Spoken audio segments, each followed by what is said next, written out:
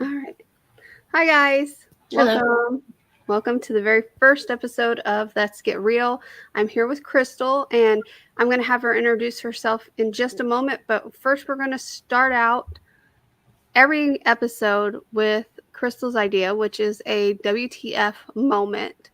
And she told me about this person, Carly Russell, who apparently faked her kidnapping. So I'm going to kind of give a synopsis of it, and then we're going to talk about it for a few minutes, and then Crystal's going to introduce herself, tell her story about her mom, and then I'll tell my story, and then we're going to get into a whole grief section of this video.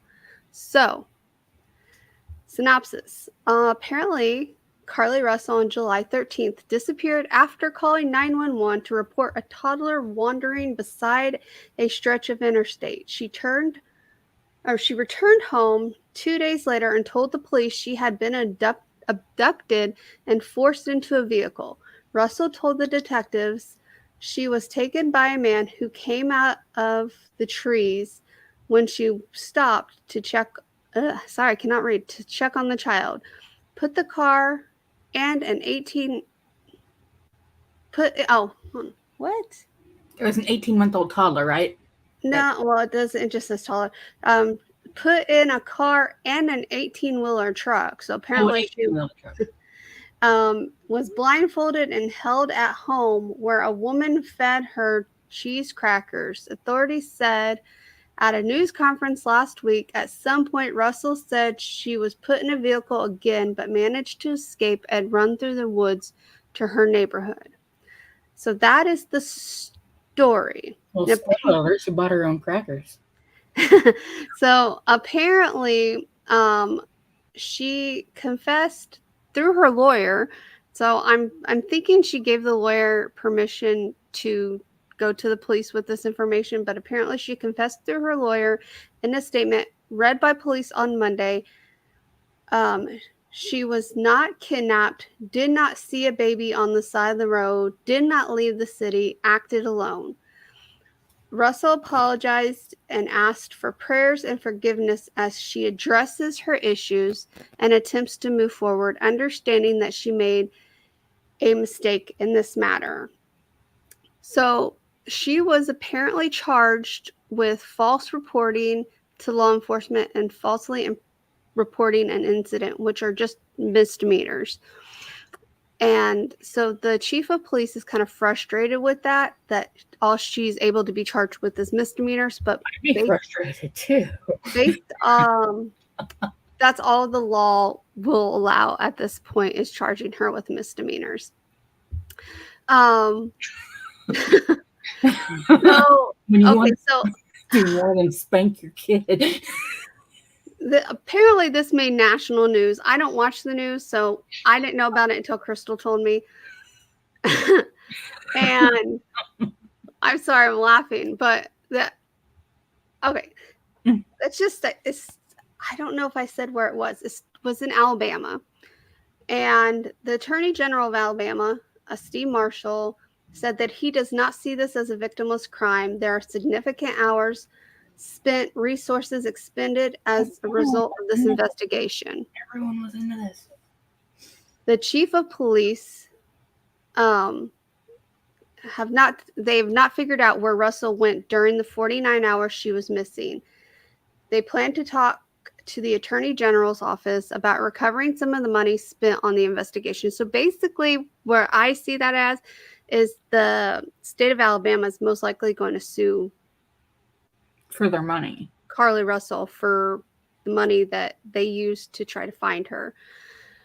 So let's talk about this. Talk about this. It was kind of a longer synopsis, but And there that's was where the there was problem comes in, because at first they were saying, "Don't worry, the money is going back," and then like within like 3 or 4 hours, they're like, "Nah, never mind, money's not going back."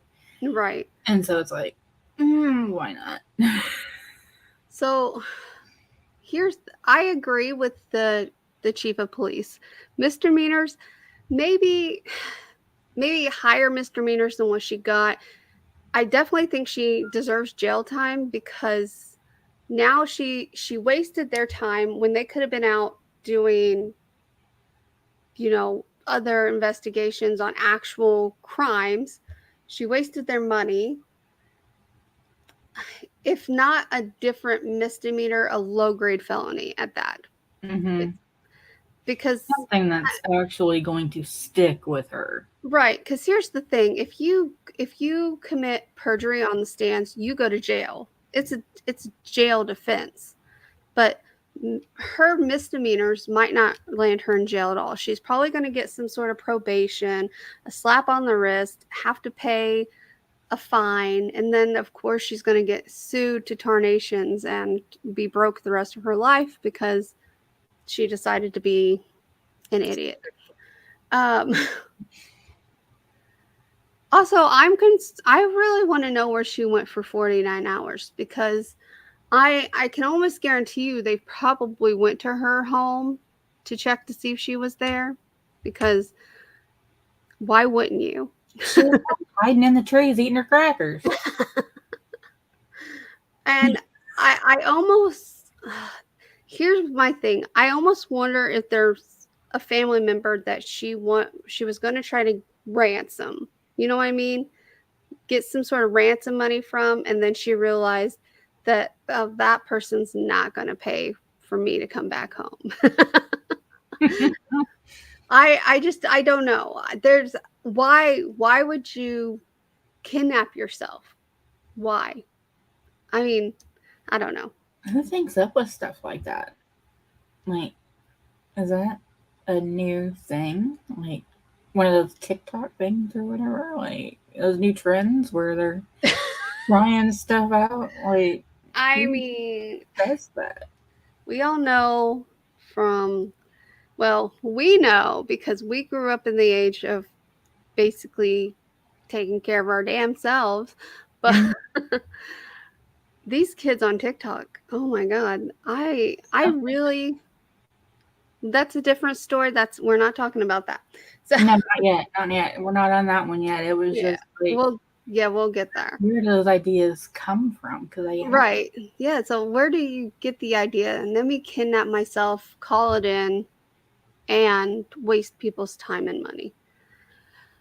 Whew. that's fine. I still can't believe she was only charged with 2 misdemeanors for that. So I'm gonna follow up on this story because I'm really just not done with that. I just didn't have a lot of time to research it because we came up with this idea last night. So Yeah, it was just like I saw something about her or whatever, and now they're talking about like arresting her and going further, and so I'm like, "Ew, I want to know what happens to her. yeah. Like, have you heard about her? And Melissa was like, no, and I'm like, no. So I'm going to do some research on her, and then maybe in next week's episode, after we do that daily WTF moment, we can give an update on this one if I have anything. Otherwise, just in the future, we will have some sort of update on this situation because I want to know what happens to this bee. I really do. Anyway, so that's going to be it for the WTF moment. And we're going to go ahead and have Crystal introduce herself and then kind of go over her story. And then I'll go on with mine and then we'll go on with the whole grief segment. Okay, so I'm Crystal. I'm Melissa's friend. And I'm basically going to go over what happened to my mom. We're going to go over what. Go ahead. Sorry. I was just wondering, like, if you can hear me okay. And then you go and test it. I'm like, okay, can you hear me in your head? But that's what I wanted to check on the live stream too. So. Okay. Because we didn't test that out. So I wanted to make sure you could be heard. But you're heard. So go ahead with your story. Okay. All right, so I just wanted to go over like the situation like with her and my family and everything that happened that led up to her passing and everything. And because that was like more of the grief part than anything. And then after is basically when the healing started, which sounds weird, but you'll probably understand when you hear all of everything. And Melissa can probably vouch for what I'm gonna for that too. But okay, so here we go. So on Saturday, January 12th of 2013, I was at work when I received the worst text message that I have ever received, saying that my mom was in the hospital and it was bad. This message was from my older sister, and if you know me, you'll know that I don't really talk that much with my family, so a text from my sister had to be serious. I immediately responded to her text. At that time, I worked at Best Buy, so cell phones weren't just allowed, they were almost encouraged to be used. Asking what was wrong and what had happened in the text. So my mom was the kind of person that never got sick, ever. And even if she did get anything, she would work anyway. So for her to have gone to a hospital over something, it was terrifying. My sister said she didn't know what was wrong yet. They were running tests, but my mom had to be practically carried into the hospital. She was that bad. So now I moved myself to an area away from where the customers were, and I was like crying and texting her and trying to figure out more of what was going on. And at that time, Melissa and I were both in Florida, and my family was in Indiana. So I wasn't just going to go to a manager and be like, hey, can I leave because my mom's in a hospital? I got to go see her. I was stuck several hundred miles away in a Best Buy, relying on my older sister to send me the IDKs, and they haven't really said anything yet. So eventually, I managed to get to an actual update. My mom's colon had literally exploded in her body while she'd been at home alone. And that was why she'd had to be practically carried into the hospital. This was discovered during a CT scan, and it was the doctors that saw her scans, and they really couldn't believe that they were looking at a person that was still living and breathing. And the doctor that operated on my mom was Dr. Barrett, and he was called in off of his lunch break to operate on her. And he said afterwards that it looked like a bomb had gone off inside of her.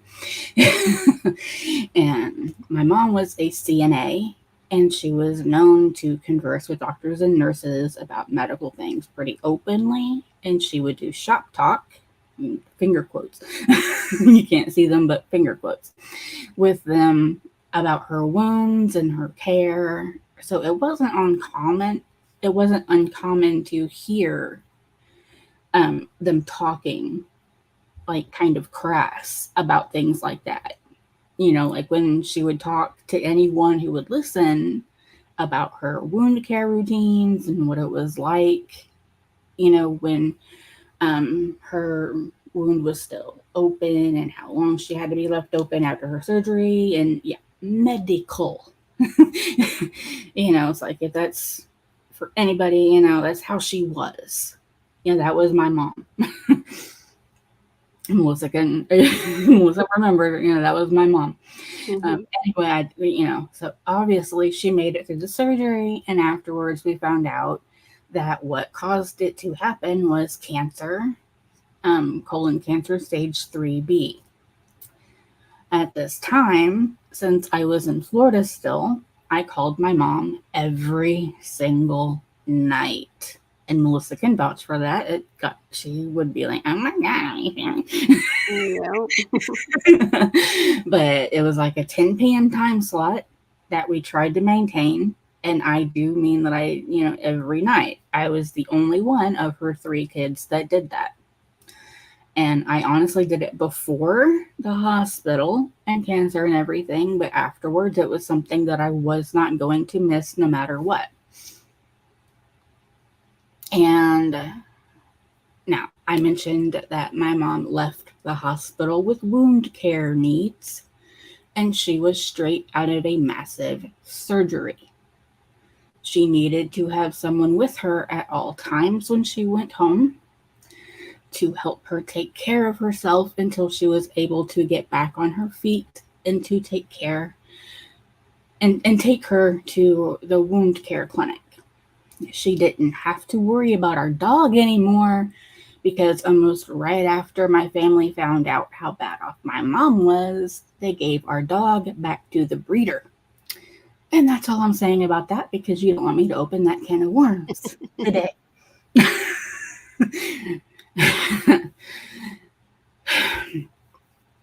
My mom's sister, which would be my aunt, and my sister were the 2 options for who would take my mom in after she was released from the hospital. There was an argument. It wasn't an easy process. They didn't fight over it in a manner of, she's coming with me, no, she's coming with me. No. This is my family. It was more along the lines of, she's your sister, you take her. She's your mother, you take her. Eventually, she went to stay with my aunt because it was decided that my sister worked and my aunt didn't. So my aunt was able to take my mom to the wound center without a problem. But it was decided that since my mom was staying with my aunt, my sister had to help out by taking my mom to some of her wound center treatments. Until my sister tried to call off of that one day, and then the argument started again in front of my mom. Oh, shit. Okay, we're still good. Okay, go ahead. Yeah, we're still good. So, by this time, we're getting close to about April of 2013.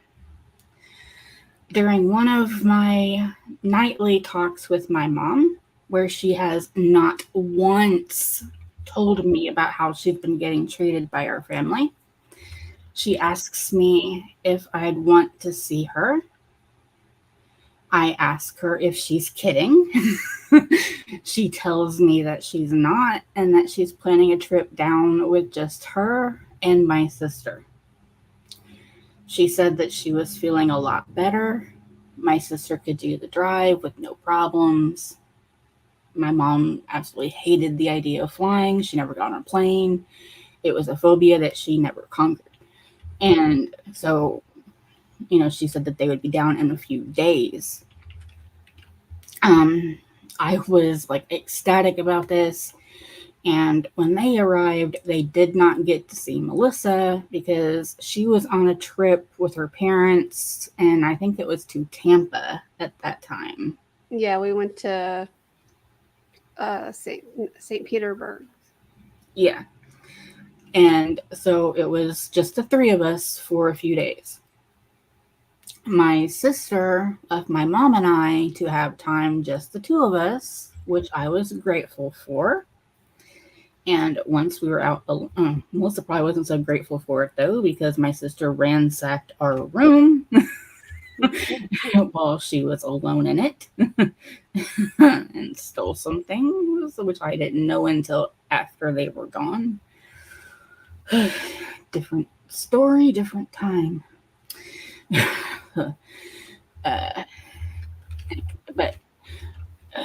And once we were out alone by ourselves, my mom dropped a massive bomb onto me.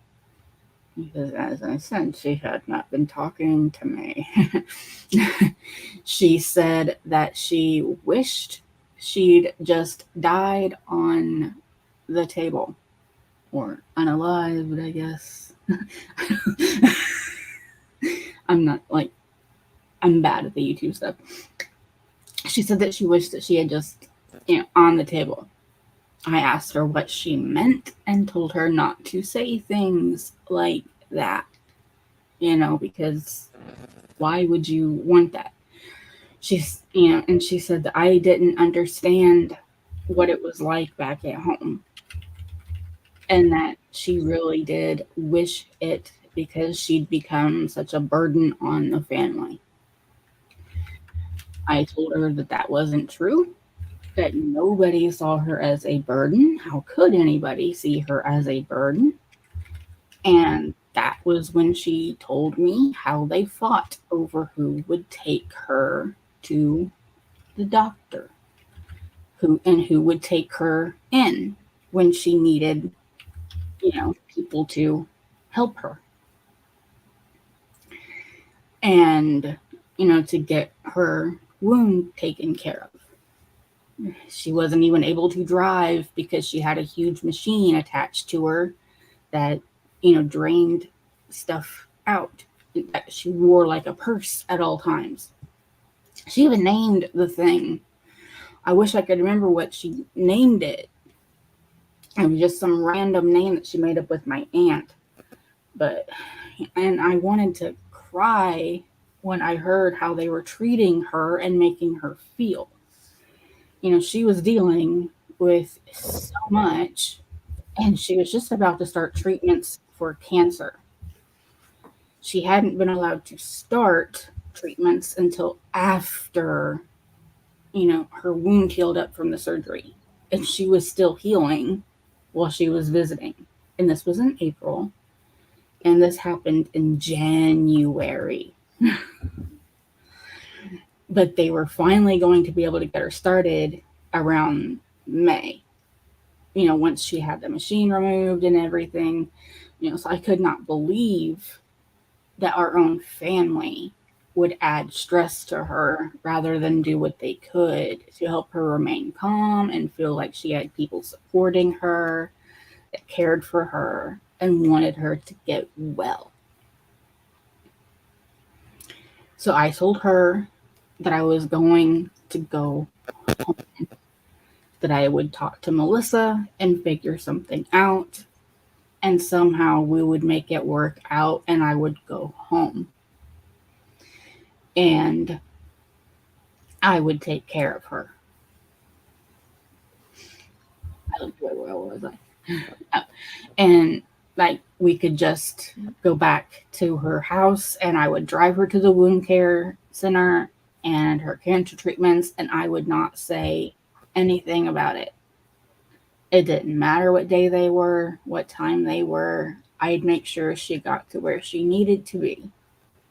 I'd show them how you take care of a person who needs help, and that's exactly how I said that to her.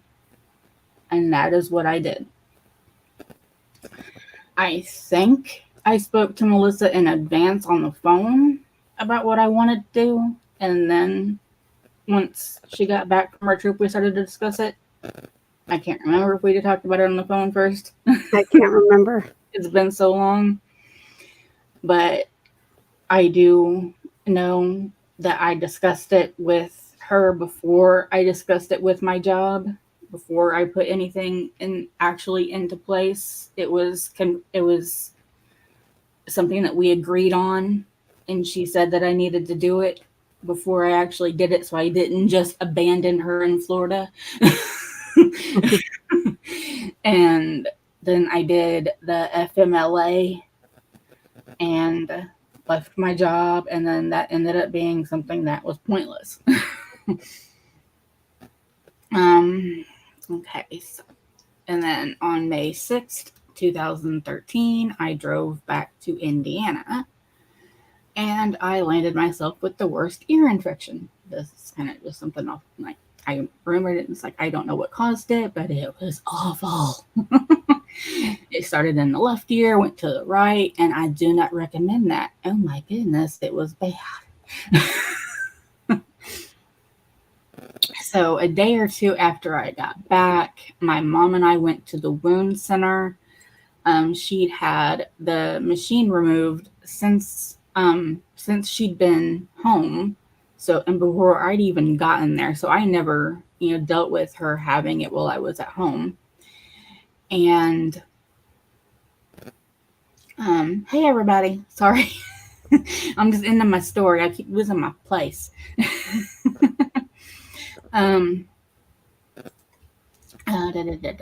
Okay, so and and so, ooh. And so before I got there, and they told her that they didn't need to see her anymore, and she would be able to take care of the rest of the care herself. And so she was cleared to move on to the cancer center. And the hospital, like where I'm from, like originally from, is it's just like it's all like interconnected, like everything. It's just one big bleh. And so we were able to move on to the cancer center. And it is. And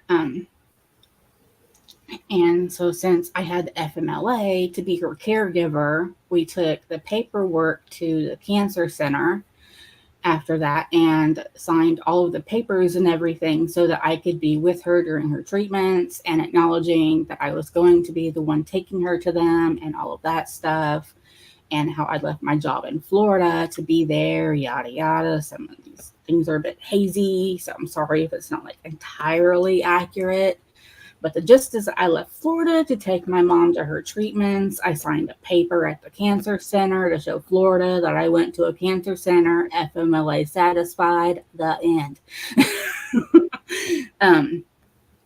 So my mom agreed to do one of those drug trials for her cancer treatment.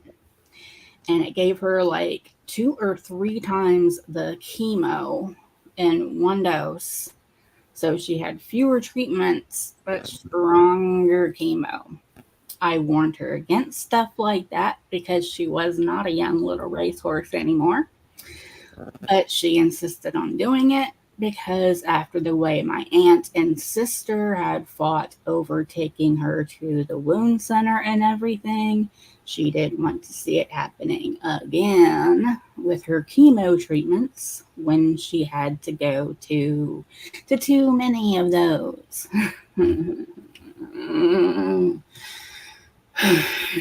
Serenity now. I told her that wouldn't happen because this wasn't them. This was me. And I wasn't going to act like them. I moved back home specifically to take her to chemo. I wasn't going to tell her that I wasn't taking her. If anything, I'd be arguing with her that she was going to get her ass in the car and go. But she gave me that it's my body and I want the drug trial. And my older siblings took her side and said if she wanted to do the trial, it was up to her. And so she was put into the drug trial. Side note, I forgot to add, my older brother and sister both became powers of attorney over my mom while she was in the hospital.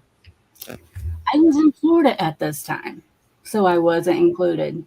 It was mentioned to me pretty much after they decided to do it, and it was mentioned to me pretty much as we're doing this, and even if you were here, we wouldn't let you do it, kind of thing. So when a drug trial came up, along with my disagreement, so did the power of attorneys. Okay, we're clear. So my mom did her treatments. I took her to every single one without complaint as promised. And when she was completely done, she was told that she was cancer free. Thank you. We're not done.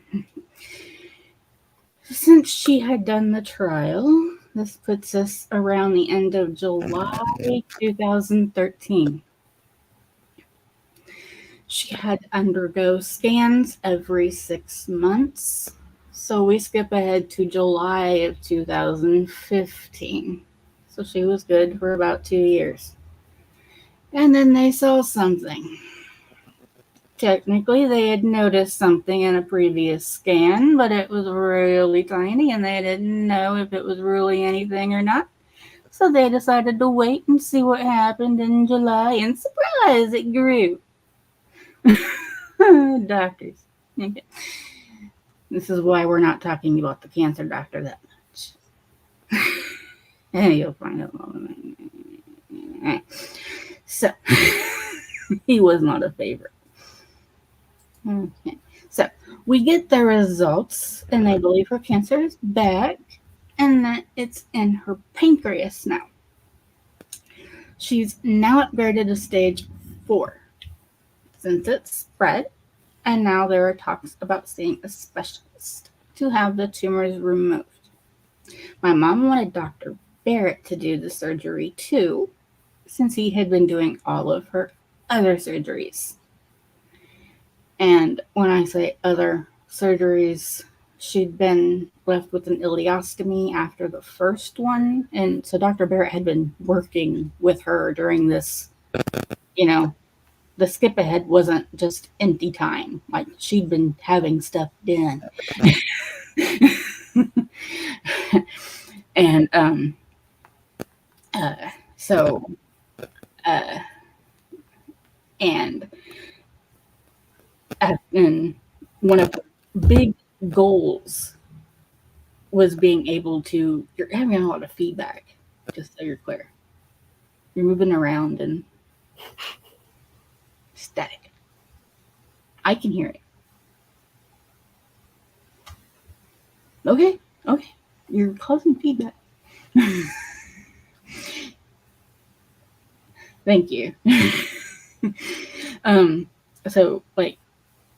So she went, like, one of her big goals was to be able to get her ileostomy reversed. And she almost didn't get it because her kidneys, but they ended up healing.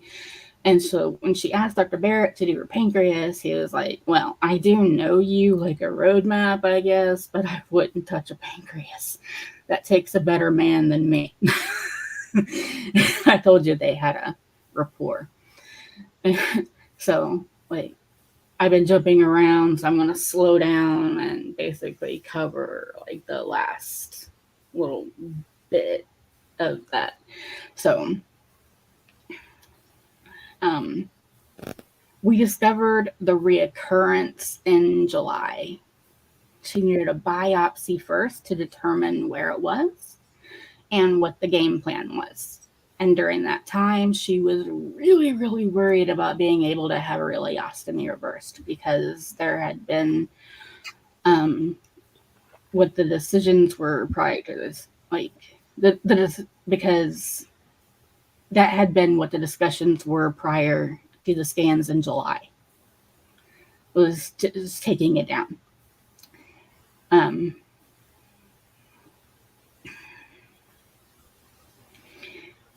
So, like, and I haven't even mentioned that her birthday was in July. Yeah, Michelle, real quick. Michelle, yeah, I completely understand the angry part there. My dad has COPD, so hopefully he never has to make a decision like that. So, I'm sorry you had to go through that. All right, Crystal. Yeah, it's hard when they don't listen and you. But it is their bodies and stuff like that, so you have to kind of let them make their decisions. But when they, you kind of understand sometimes when they don't want to. But so can we fast forward just a little bit closer to EOD?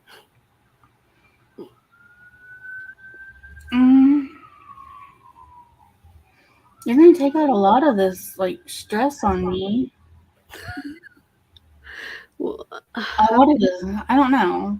like a lot of my grief is in here. Okay. Continue then.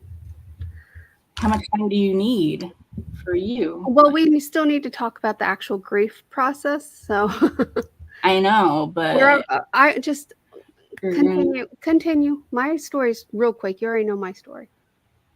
I know. That's what I'm saying. Like Okay. a lot of. Okay, just finish telling your story. Okay. Just talk a little quicker then. Well, now I gotta figure out where I was. I moved it. Like that, because when we get closer to the end is where it gets stressful. Okay, let's go. Well, I lost my place. I moved it to see how long it was.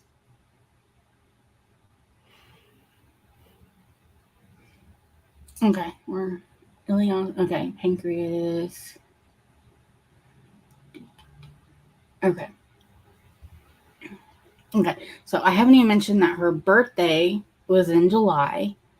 So, she was really looking forward to discussing the takedown over talking about cancer in July. So, you can't ramp me up at 1.25. Do you guys want me to talk about my mom? You can talk about yours if you want me to talk about mine. I just keep going with your story. I mean, this is my, I'm just laying out, what happened. I understand, and go ahead. Go ahead. This is... I understand. You're wasting more time. You're okay. starting to frustrate me. This is what happened to her. This is... I understand. Go ahead.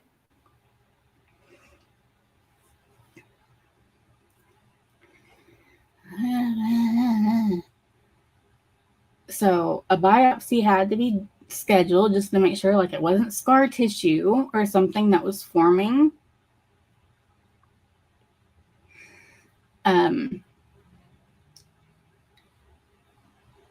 From all of the surgeries and whatnot, and it wasn't. It was cancer. Dr. Barrett, however, was still my mom's doctor, and she wanted to talk takedown, so he was talking takedown.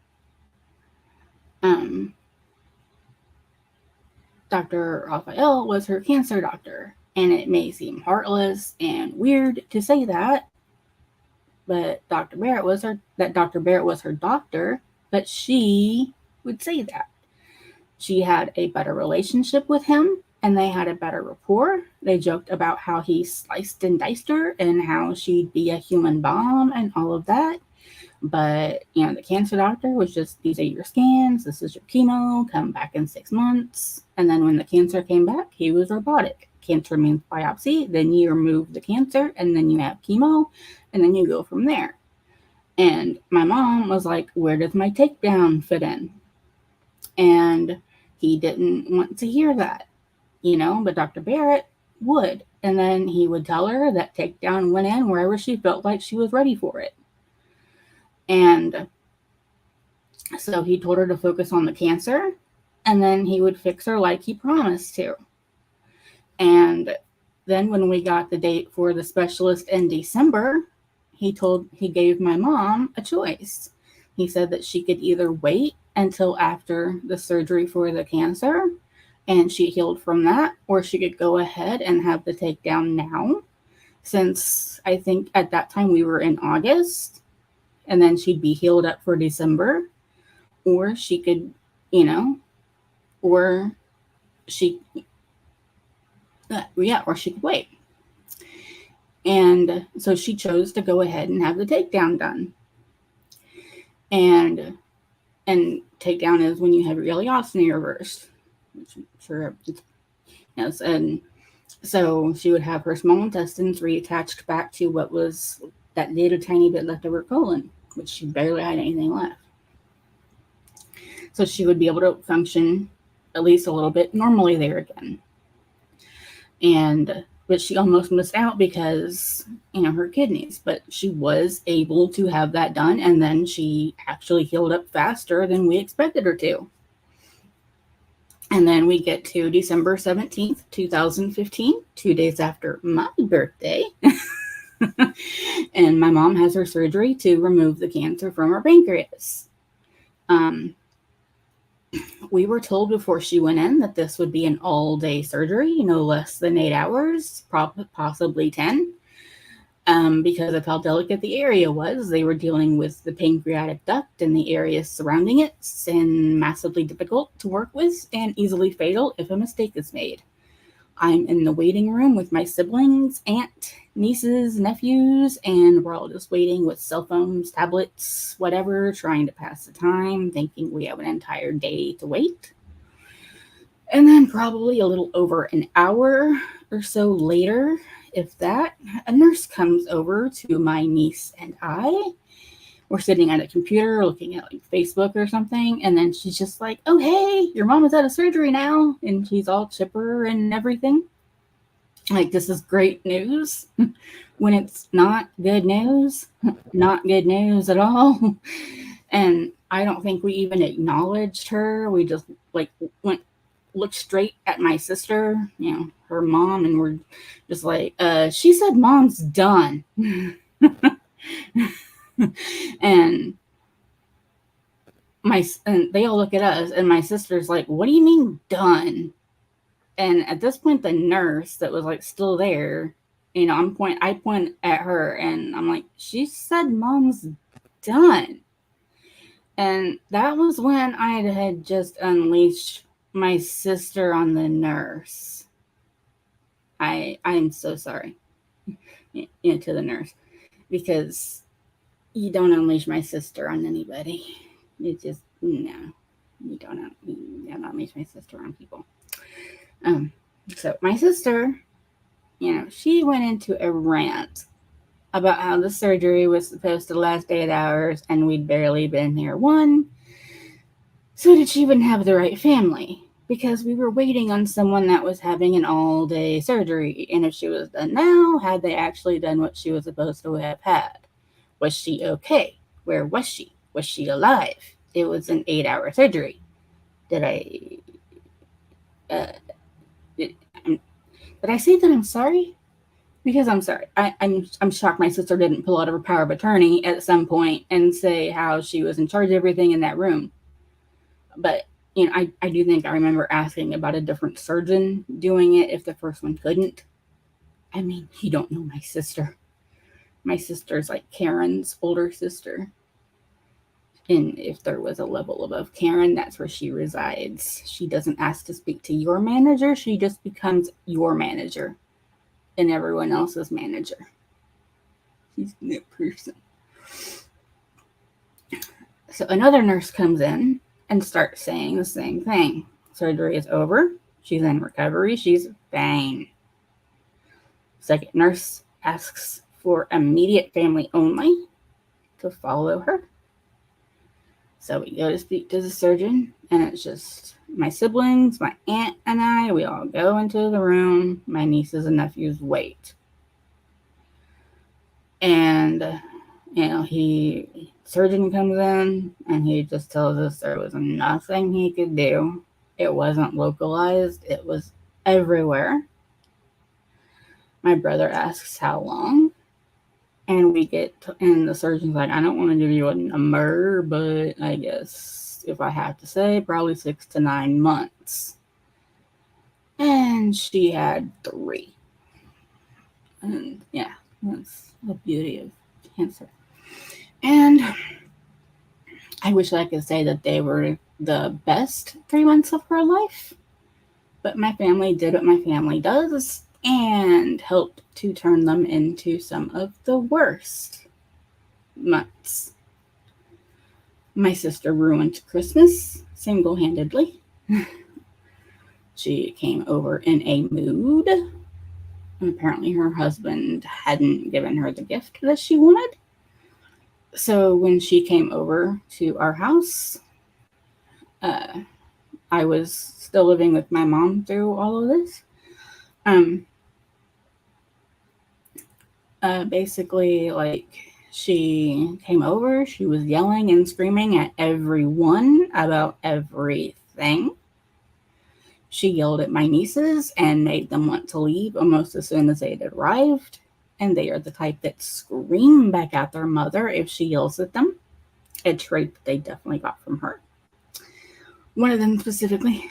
So, yeah. Ruined my mother's last Christmas, knowing it was her last. It was even stated as they were screaming at each other that it was her last Christmas, with her right there in the room, practically in her face. And if you knew how many times I've had to stop myself to calm myself down, I'm in Oklahoma now. Okay? Okay. Oh my goodness. Okay, so by January, my mom and I were moved into a new apartment. Long story short on that, when my mom got sick, she wasn't able to work anymore. She had to go on disability. She was already collecting benefits from my dad because he passed in 2006. So when she lost the majority of her income, she wasn't able to afford the house and ended up losing it by the end of 2015. We were in a new apartment in January 2016. The owner of the complex knew about my mom, how sick she was.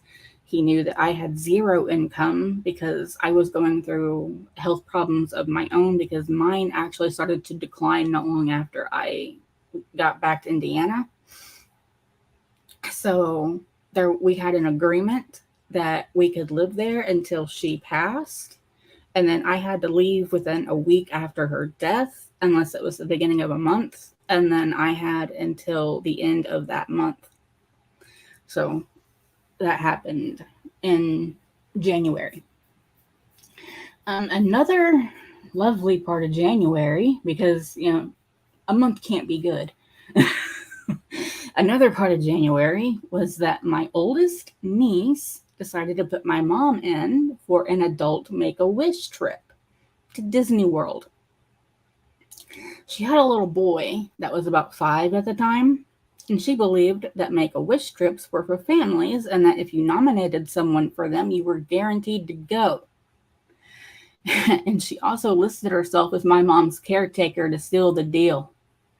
Now let's remember back to who moved back from Florida to take my mom to her cancer treatments and everything, because all the family that lived in Indiana already were arguing amongst themselves over who was going to do to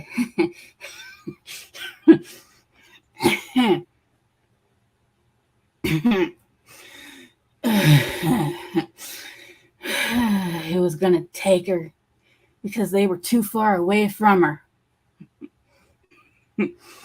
So when the Make-A-Wish people came by to talk with my mom about where she wanted to go, because Disney be huge, she chose Animal Kingdom. They asked her who lived with her and drove her to her treatments, and she told them that I did. So that made me her caretaker. So that gave me a ticket to Disney.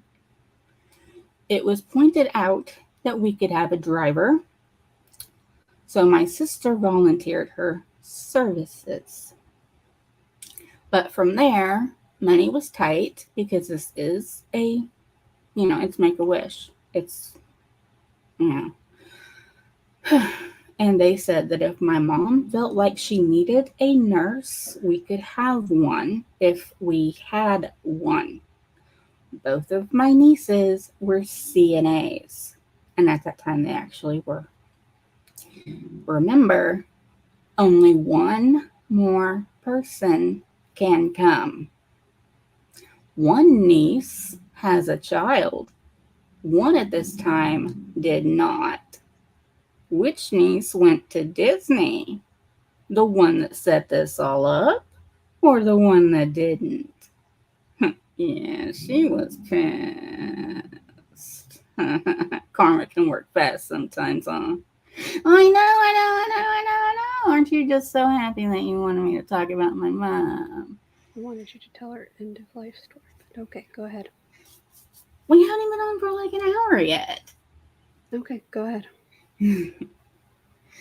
This trip was around Valentine's Day, and it was a trip from hell. The niece that came with us does not get along well with my sister.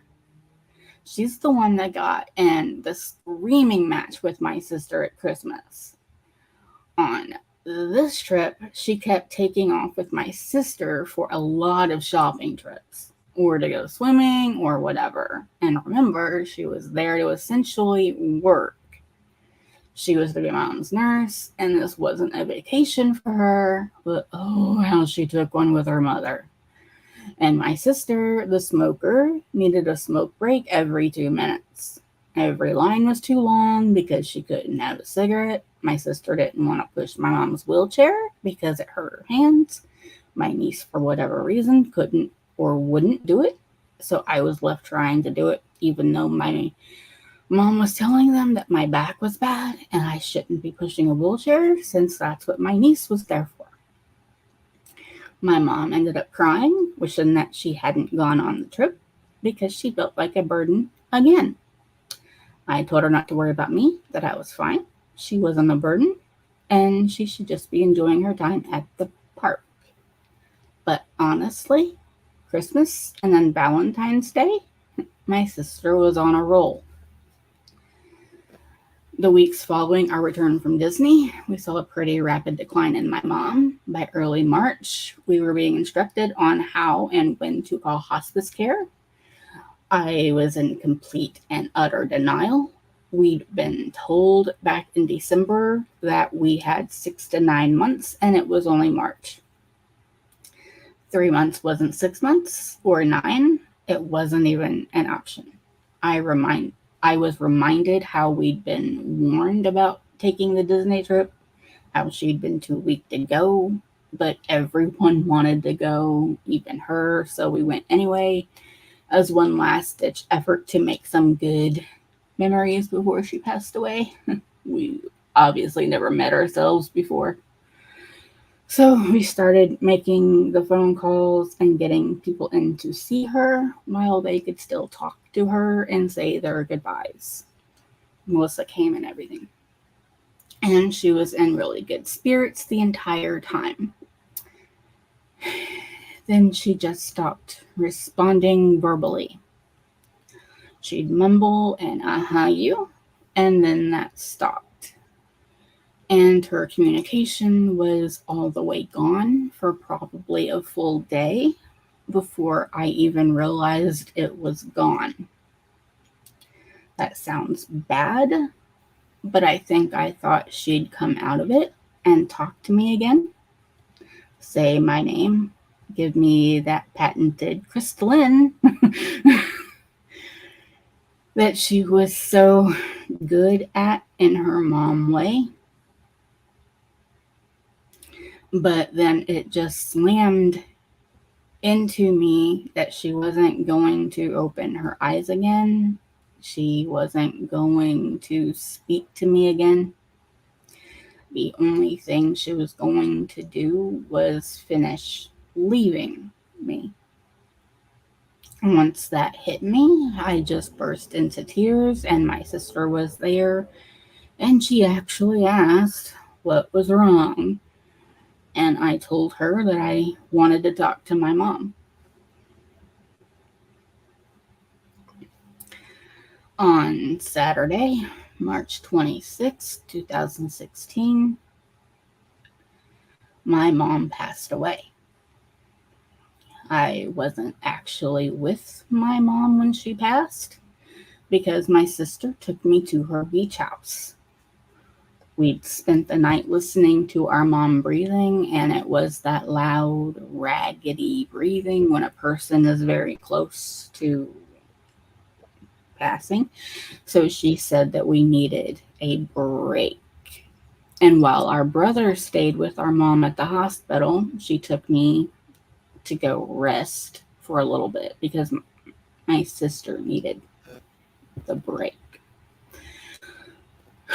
This, however, was short-lived because our brother called saying that we needed to come back because it was almost time. And so my sister was rushing us back, and I was crying, not wanting to be not wanting to be late because I'd already missed the beginning of my mom's journey through it all. And I didn't want to miss the very last part. I'd promised to be there for her and to not let her be a burden on me or anything. And I didn't want to let her down with this. And then my brother called. She was gone. And though she had cancer, she was able to donate her corneas. And all we knew is that they went to a little boy that had been blind. I think he was from Denver, but I could be wrong. The family was given a thank you gift for the donation, which my sister claimed as hers. Power of attorney, y'all. The punchline is coming, though. Just wait for it. It's at the end of my story. And is this grief or toxic family, or is it both? Okay. I'm almost done, I promise. And I mentioned that my dad passed in 2006.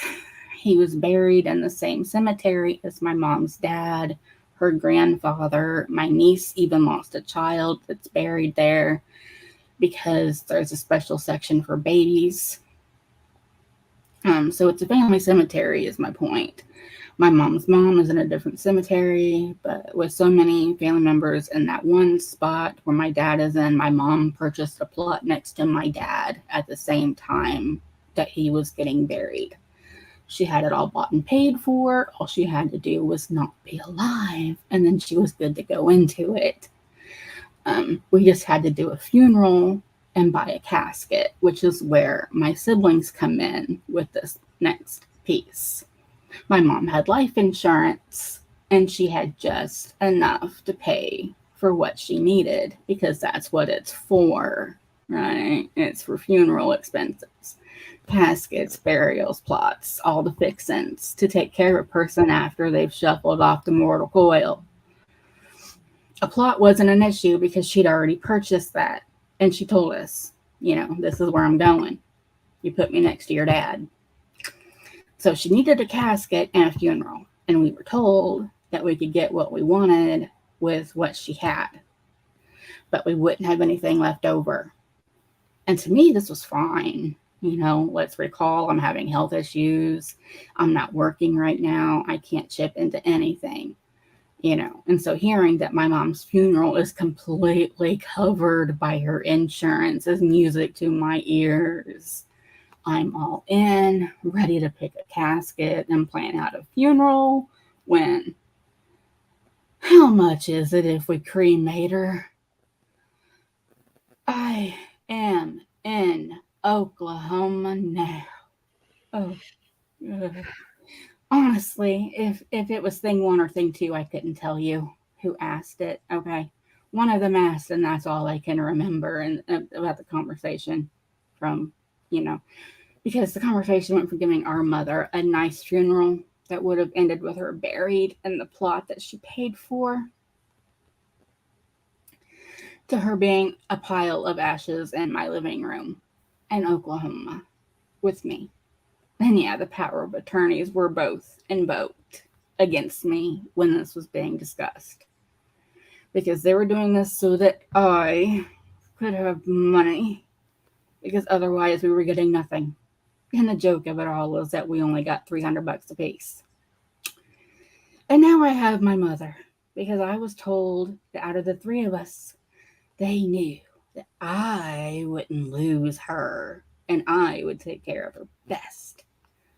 But then, when I was moving out here to Oklahoma, Melissa and I made a detour. Stop at a lighthouse. Because there was a lighthouse that we took my mom to, St. Augustine. You can see the little thing on top of her box. We sprinkled some of our ashes outside of it. And then when my sister found out that we went and we didn't invite her and pay for her to go on the trip with us, I got a phone call telling me you don't deserve to have her ashes anyway, and how she was going to call a lawyer and sue me to take them back. But that picture of my mom's ashes was taken this morning. So yeah, I still have my mom. And that is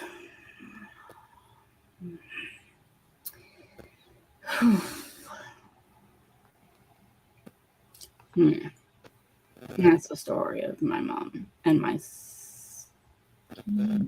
siblings. So see, I took an hour. Like exactly an hour. Even with you interrupting me. All right. So let me do my little story, short and sweet. You asked if I would take 2 hours. I'm surprised. All right. So my story, not as long as hers, I promise. So what the hell? Hold on. I don't even know what that's doing. I talk to them now, but believe me, it's there it goes. All right. So my story is this. March 19th, 2021, my mom was walking into work and had a massive heart attack in the parking lot. Security guard found her, we don't know how long later, and she was taken to the hospital. They were able to revive her, I think my dad said 3 times. By the time he got to the hospital, she had crashed again, and they were working on bringing her back, and he told them to stop. She did not want to be hooked up to and basically kept alive on tubes and wires. And basically, they told my dad when he got there that she'd already flatlined 3 times. They don't know how long she was out before the EMTs even got to her, and the possibility of her being completely brain dead was about 90%. So my dad knew what my mom wanted and told them to stop, don't resuscitate her again. And that was that. So that's my story. So let's get into the grief part. And basically, we already had one viewer question on the last video, so we're going to start this section with that. So D McCrae 6755 asked, when do you get over the regret? So do you want to answer your part, or do you want me to go first? You go ahead and go first. So here's my answer. I don't think you ever get over the regret. I have a lot of regrets, and it's constantly running through my head. I wish I would have done this when I was younger. I wish I wouldn't have moved back to Florida. I wish. So there's a ton of regrets, and I don't think I'm ever going to truly get over it. Okay. So what's your take on regret? And you guys feel free to ask any questions in the comments as well. We'll answer them. And go ahead. I had I don't know. I've had like perspective changes and things like that, but I do regret things. Like I regret having, like, I guess not standing up for myself more, I guess, like where my siblings are concerned and stuff like that, against like the way they were and everything and stuff like that. So like with me, it's more like, especially like with my sister and stuff like that, like not taking more of a stand and stuff like that. But and there are things that I regret with how I was with my mom sometimes and things, but for the most part, you know, it's like I can look back and it's like, you know, like when it comes to the way I was with my mom and everything, and it's like, I know that I was doing my best to, make her end, like better. Yeah. I wasn't trying to make things worse for her and stuff like that. I wasn't trying to be a difficult child. I wasn't trying to make things rough on her and everything. I was trying to make things easier on her. I was trying to make things better for her. I wasn't trying to argue with her more. I wasn't trying to, hurt her feelings and stuff like that. And she knew that. And, like, even though, like, she was going through a really difficult time, she was helping me at the same time. Right. So it's like, and, it's like, I remember, like, she was refusing to give my siblings like money for their birthday and Christmas and stuff like that, but she gave me money for mine because like the way they were acting versus the way I was acting. So Right. Michelle, I completely get that. That's one of my regrets as well, because we moved to Florida the beginning of 2020, and I probably called my mom 10 times that year. So I for one, I don't like talking on the phone, but I wish I would have made more of an effort, and it's just something that, I have to live with forever. Um so another part of grief, I think, is a lot of guilt, a lot of anger. Um like, especially on my end, I can't speak for Crystal, of course, but on my end, like, I have a lot of what my therapist calls survivor guilt.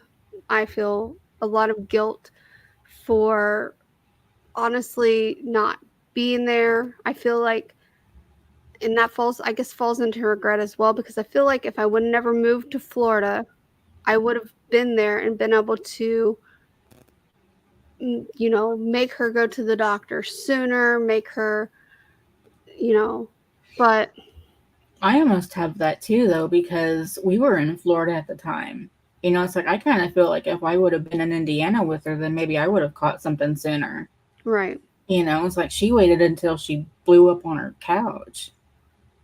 It's like maybe I would have realized that something was going on with her before she got to that point. Because she never stayed out of work and she always just worked until she keeled over, like literally. Mhm. And it's like, so maybe I would have noticed something a lot sooner if I would have been home. Yeah. And then, like Michelle said earlier, that it took her 2 years to quit being angry. It's been 2 years. I'm honestly still angry. I get so angry some days that it's I just I push myself away from everyone, from everything. I sit alone, because I know if I say one thing to anyone, I'm going to go off and I'd lose a whole bunch of friends that way. Not that I have a lot now, but I would probably lose every friend I ever had if someone like came at me when I'm like really angry. And oh, but yeah, anger is real, and I don't know if I'm hoping one day I'll get over the anger, but honestly, I don't know Well, if that stuff with my mom was like 2016 and a little earlier, and you heard how I was getting angry. So yeah. that's more than 2 years ago. Um, let's see. Anyone have any? Oh, hold on. When it first happened, I thought everyone was so rude. My world quit spinning, and y'all want a small talk. And in my head, I would say that font, font matter. My mom is dead. Yeah, I agree. I think it eventually will get less raw, but yeah, you're right. It's never going to go away. Something's always going to happen to like trigger something. That But yeah, don't matter. that was the thing I think that peed me off the most afterwards is everyone's like, "Oh, I'm so sorry." And it's like, you know, you just say thanks and move on, but what you really want to say is, why did you kill her? Because why are you sorry? And I get I'd rather them just say my condolences, because telling me you're sorry to me implies guilt. I do Like, understand exactly what Michelle is saying though, because when my mom passed and everything, I was alone, and I went to be with Melissa's family, and I wanted to be alone on like every holiday, and people kept wanting to pull me out of the room and everything, and I didn't want to be pulled out. And it's like, why do you want me to be around people right now? It's like, I don't want to be anywhere. And it's like, I just lost my mom. I just lost like the most important person in my life. And so it's like, and I was being told, like, like, don't like hold yourself up. And it's like, and it's like, I'm not holding myself up. I'm just grieving for my mom right now. And, it's like, how do you not understand that I just lost my mom and everything? right. And so I understand exactly what you're saying. And it's like, I don't want to join people right now. I just want to be alone. And that was like the first few months after I lost my mom. I was like, Hmm. why are you holding yourself up? That's how you were to me. But you have to also understand, I never at that time been through what you've been through. No, I So, know. I know, so but that's what to it's me, I'm like sitting the there point. like, hey, come out and join. It'll cheer you up, because I mean, I've lost people. I've lost my grandparents and my cousin, but I have never lost a parent. And I, okay, let me say this real quick. I don't think I could ever imagine losing a child. My aunts have both lost children. My cousin lost her baby when she was, I think, 1 or 2.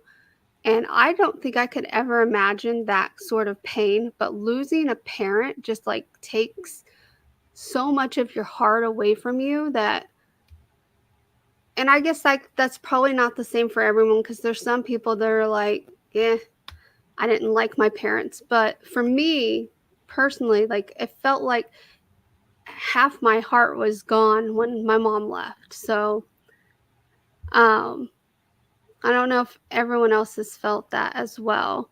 And yeah, Michelle, that also made me mad too. Sorry for your loss. She's not lost, dudes. Just say No, my it's a I piece of the society though. So don't feel Yeah. I bad. just think my condolence or something, or say something you remember about the person. Don't go in and say you're sorry they're gone, or you know lost or whatever. Just say my condolences, or tell a favorite memory that you had with the person. People that just lost someone would rather hear about all the good times, I feel, than how sorry you are that they're not there anymore. So that's just my opinion. Let's see, AC, I feel useless to the society and world. I used to possess a great range of abilities which could benefit people, but now all these are That's how gone. that's how I feel a lot, because I used to be able to do like a lot of different things, and now it's like I can barely like. Ugh. But it's like, it's not, you're not useless or anything. Like, no one's useless. Right. It's like you can. Yeah, I think it just takes a while to find your purpose again, because for Hmm. me, when my mom was alive, she was so excited. I found a job at the animal clinic, and I tried my best. I really did try my best to stick with it. We ended up moving. My depression was just getting worse and worse. And I lost all the joy at work and at the clinic, because, I didn't have my mom to sit there, hey, this is what went on. But, and then I didn't want to craft anymore. Crafting was something me and my mom had in common. I didn't want to do a lot of things anymore. And I finally, one day after we moved down here, and I just couldn't work for reasons we'll get into in a different video, a different day. I told you guys I would talk about it. And we're really close to being able to talk about it. It's a legal thing, so I have to wait until all the X's and O's And we and can talk all that. depression, girl. We can do depression talk. Oh my. Well, that's a different topic. We're not talking depression. I've been depressed. No, I know, but she just said like if we talk Oh. do depression, then we can talk. Oh, we can definitely. I will add that to the list because I suffer from depression, anxiety, and so does Crystal. Mhm. And I'm pretty sure a lot of people that watch my content also suffer from depression, anxiety. So I definitely think that would be a good topic. So let me write that down so I can add it to my list. I know they wouldn't want us to be sad. I mean, my mom like was talking to me and everything, and she didn't want me to be, you know, she didn't want me to be like sad that she was. Right. She wanted me to accept it, and I never could. You know, I was in denial the whole time. Chrissy Cakes, right there. That's me. Yeah, and I don't think she has any videos on her channel anymore, but I'm trying to talk her into recreating her channel again. So we'll see. But yeah, Chrissy Cakes is her YouTube name as well. Yeah, I'm thinking about doing something like this and doing lives or whatever, but I just need to get comfy in front of the camera. So yeah, definitely. So fun fact, back when I first met Crystal, I used to play a game, and then like my YouTube channel that I created and everything, my name on there was Angry Angel 83. Final Fantasy. Yes. But when I created my YouTube channel, and I talked about my past YouTube channel before, but not in depth, but it was Angry Angel 83. And I was so angry back then, but not as angry as I am now, and for different reasons. So yeah, but anger, sadness, and depression, definitely something to talk about.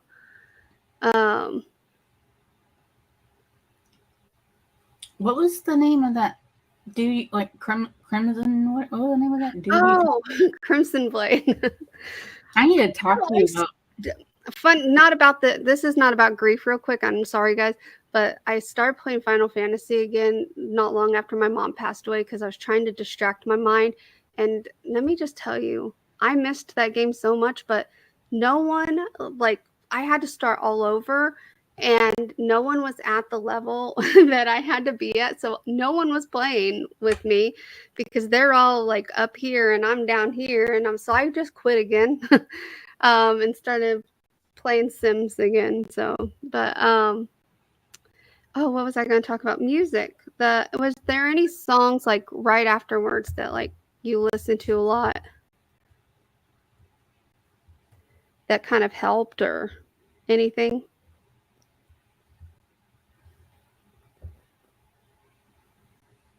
Huh, what? I said something.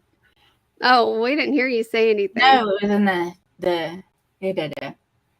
Oh, okay. Anyway, yeah. So I was asking if there was any songs that you listened to right after or still listen to today that kind of help with anything. No. I know there was a what was that? There was a Sam Smith song or something that came out like right around the time my mom passed. And it was popular. Stay With Me? Yes, that one. Okay. I know it was from like 2016. I was listening to that one, I think. It was like right after she passed. And I was playing that one. I remember being like holed up in my room in the apartment.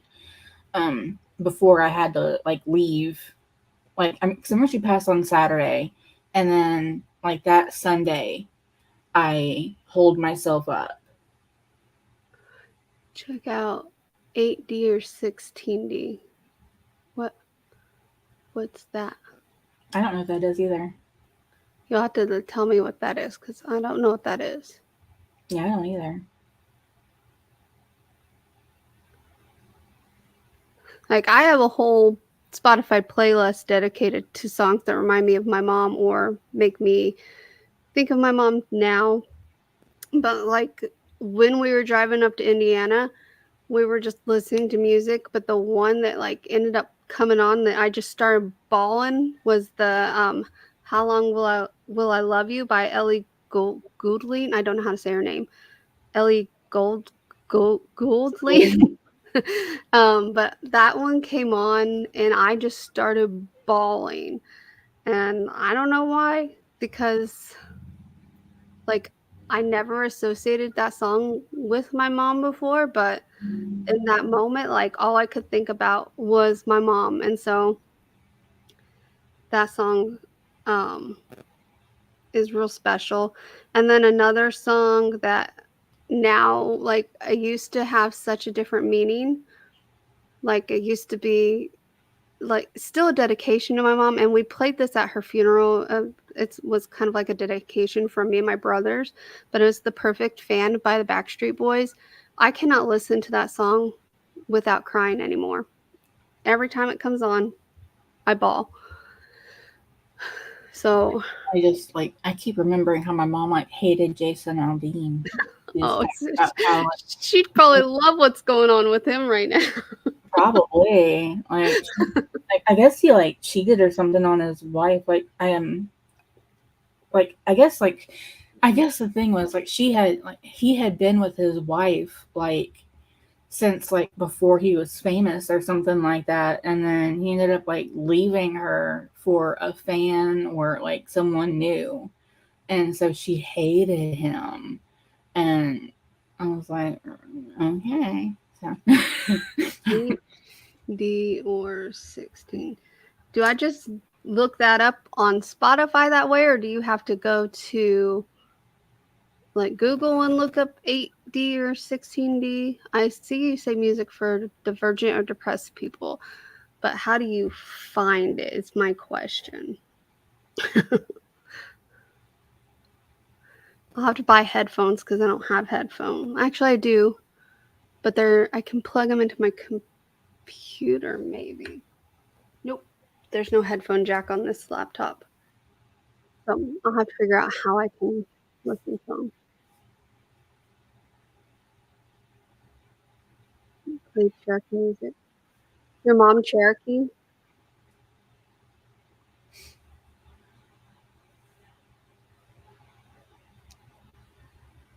I wish I knew my dad's family heritage more. 'Cause um, my grandma's ancestry is uh, a Native American, and I don't remember what tribe.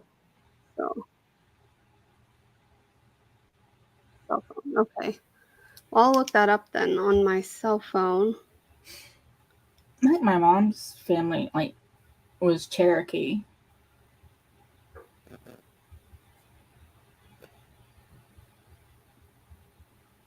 I called my uncle and I asked him, and I'm pretty sure he said that they were Cherokee.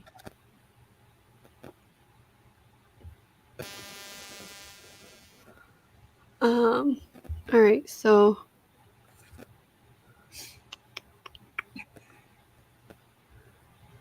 I had a lot of other things in my head at the beginning of this, and now my brain is empty. We talked about regrets. We talked about anger. We talked about guilt, music, kind of.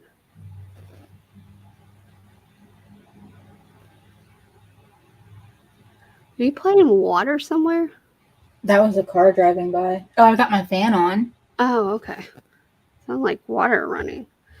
Oh, TV shows. Is there any TV shows you can't watch anymore? Because I know, like, well, this isn't a TV show, but it's a movie. I really don't want to watch Girls Just Want to Have Fun anymore because my sister and I watched it the night that we listened to my mom do her like death rattle. mm-hmm. So I really don't want to watch that movie anymore, which is kind of sad because I loved it growing up, and now every time I think about that movie, I just think about and so Yeah. I haven't really been able to watch it Like, I think I might have like forced myself to watch it once, but I. Mm. Yeah. It's I not the same. I haven't been able to watch Big Brother since my mom passed away because we used to like text. Oh yeah, yeah. And I remember watching that with your mom too. yeah, we used to text each other and talk about how stupid people were. And yeah, so I just saw an ad for that on YouTube today. And oh, Dancing in the Sky, that one. The one that says, I I hope think you're. I remember that song. Oh yes. I haven't heard a lot of like. I don't. Oh, I. I think I know it, but I don't remember how it goes. What? Dancing in the Sky. Oh, I hope you're dancing in the sky. I hope you're singing. Um, hold on. I can't. If I sang it, I could do it, but I'm not singing live. I hope you're dancing in the sky. Something about angel. Just let me Google the lyrics because I am not about to sing on live. Well, don't play it because it's like a copyright. Oh yeah, no, that's why I haven't played any of the songs because I'm not about to be copyright struck.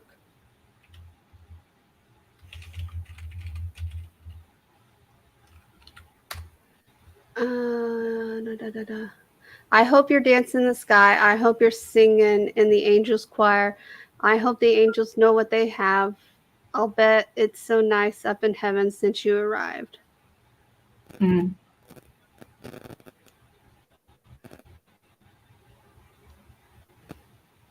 I did a yearly thing on TikTok. I think I posted on YouTube as well. And I used a newer song I found by Kyle. I think his name's Kyle Hume or something like that. Hold on. Let me get my playlist up. Yeah. If I would have known, this was one of them I found not that long ago. And so I did her yearly, not year. It was her 2 year thing on TikTok, and I'm pretty sure I post on YouTube as well. The thing with like when I go to H&R, I have to redo the music because for some reason, even if the song is on both, you have to use each platform's one or they copyright you. It's stupid. Um, but then there was this new one I found. Oh my god. It's called This Song Should Not Exist by Ruxley. Everyone should listen to that. Let me look up the lyrics for that one because like I think Justin played this song, my husband, and we were in the car and I just started like crying. So the lyrics go, they say everything happens for a reason. Can someone help me find the reason why? Because how am I supposed to live without you? How am I supposed to say goodbye? Oh, I'd give anything to see your face, to ask you all about your day, or hear your footsteps coming down the stairs. I'd give anything to see you smile, to sit and talk a little while. I don't know. It just doesn't seem fair. Oh, you shouldn't have to say goodbye or have someone to miss. You shouldn't have to watch them go or blow a final kiss. You shouldn't have to lose someone. I shouldn't have to write this song. These words should never pass my lips. This song should not exist. So, and it goes on from there, but I definitely think everyone should, if you've ever lost someone, listen to that song. And another one is If Heaven Had a Landline. If you don't like country music, you probably won't like that one. But it's If Heaven Had a Landline, and I think it's Billy. If Heaven. Why is it on there? Heaven.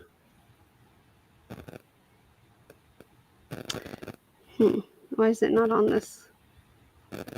Did they take it off Spotify or something? Let me search it because for some reason it's not coming up on my list. Brian Congdon, If Heaven Had a Landline. So I recommend that one as well to listen to.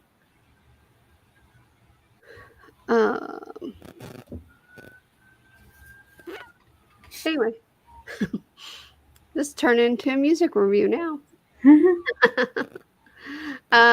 All right. So, anyone have any questions about grief or anything you want to share? It's like, I know for me, it's like I basically just like locked myself away. Like I didn't want to deal with people.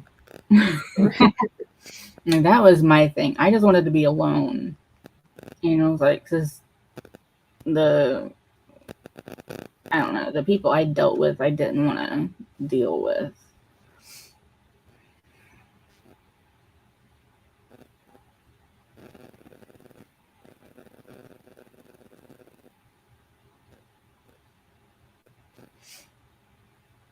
I know my mom did a lot with like 1950s music and stuff like that. She knew like all the older songs and stuff. So is the song called Mama Wrote on It? Or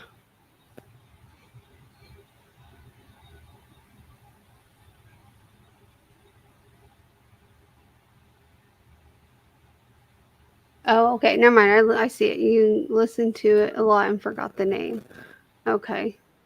If you remember the name ever, just let me know. I'd love to hear about it.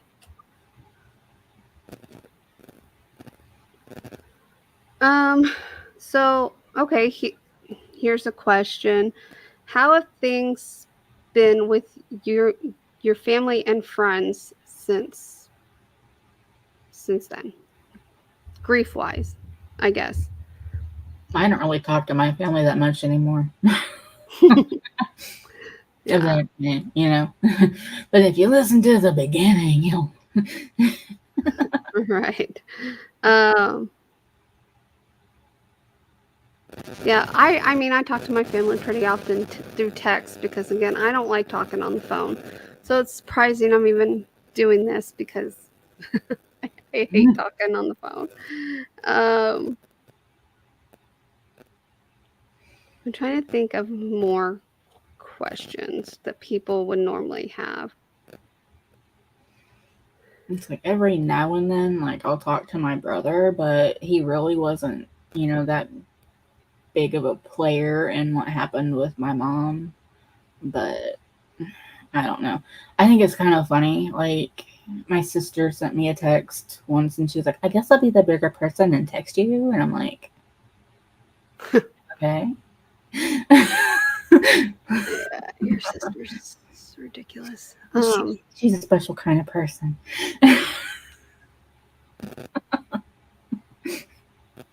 Yeah. Same, Michelle. We get together once a year on the anniversary of her passing. I'll go up to Indiana and we go to Melting Pot because that was her favorite restaurant. And we go out to the grave. We usually put the Easter flowers out at that time, and You know, her heart needs to be blessed. oh my God, look, Holy water. that's the cup I'm using today too. Bless your heart. Let me tell you, I could do a whole episode on just Crystal Sister, and we'll never do that, but we would need a whole episode to talk. She needs an exorcism. Bring out the When holy I tell water and you, sage. when I tell you that my family happily took Crystal in when her family decided to be a bunch of asses afterwards, I'm not kidding. Okay, can I do like a little addendum and add in like what happened like at the beach house or whatever? Like when I called you? If you can not make it an hour long, sure. It wouldn't be an hour long. Go ahead. Okay. So this is basically what happened. This Like, is after her mom's been gone for what, a month? No. This is like probably after like 2 days, because this would be after I moved out of the apartment. But you lived there for the rest of that month. No, not really. I was not there that long. I guess I don't. I went up there and I stayed with you for a few days after though. So Because I went from the apartment to my sister's house. I just remember we went up and talked to the guy, and he told you had until the end of the month unless you could come up with, I think, $600. Yeah, because my mom, she died on the 26th. And so the agreement was, if she died at the beginning of the month, I had until the end of the month, or I had like a week to get out. And so since she died at the end, I basically had a week to get out. I had until like the first to get out. Right. And so I had until the first of the month to get out. And so we had that. And so I had until April to get out of the apartment. And so I was out of there. And then, so I go to my sister's, and I wasn't with her that long. I really wasn't. I think I was only with my sister for probably about maybe a week at most. Because Okay. I just know there was a lot of drama that went down. But anyway, go ahead. So anyway, I get moved out of the apartment and I go to my sister's house. And then she wanted to go to her beach house. And when I say beach house, it was just like this like little trailer park or whatever, where it's on like the water or It's whatever. on a lake. It's on a lake. It's on a man-made beach, so. Yeah, it's not like a beach. It's just like it's like a trailer. So anyway, she takes me to the beach house, which is where we went when, my mom passed, and I missed, the final moments of my mom. And I really didn't want to go, but, so we left her house to go to the beach house. And I really didn't want to go to the beach house, but everyone went to the beach house, and so I had to go. And again, this is right after my mom passed. I just wanted to be alone. I did not want to be around people. I'm upset. I'm sad. I'm dealing with the passing of my mom and everything. And these are the people that I really don't want to be around anyway because of what they did. I'm with my sister of all people.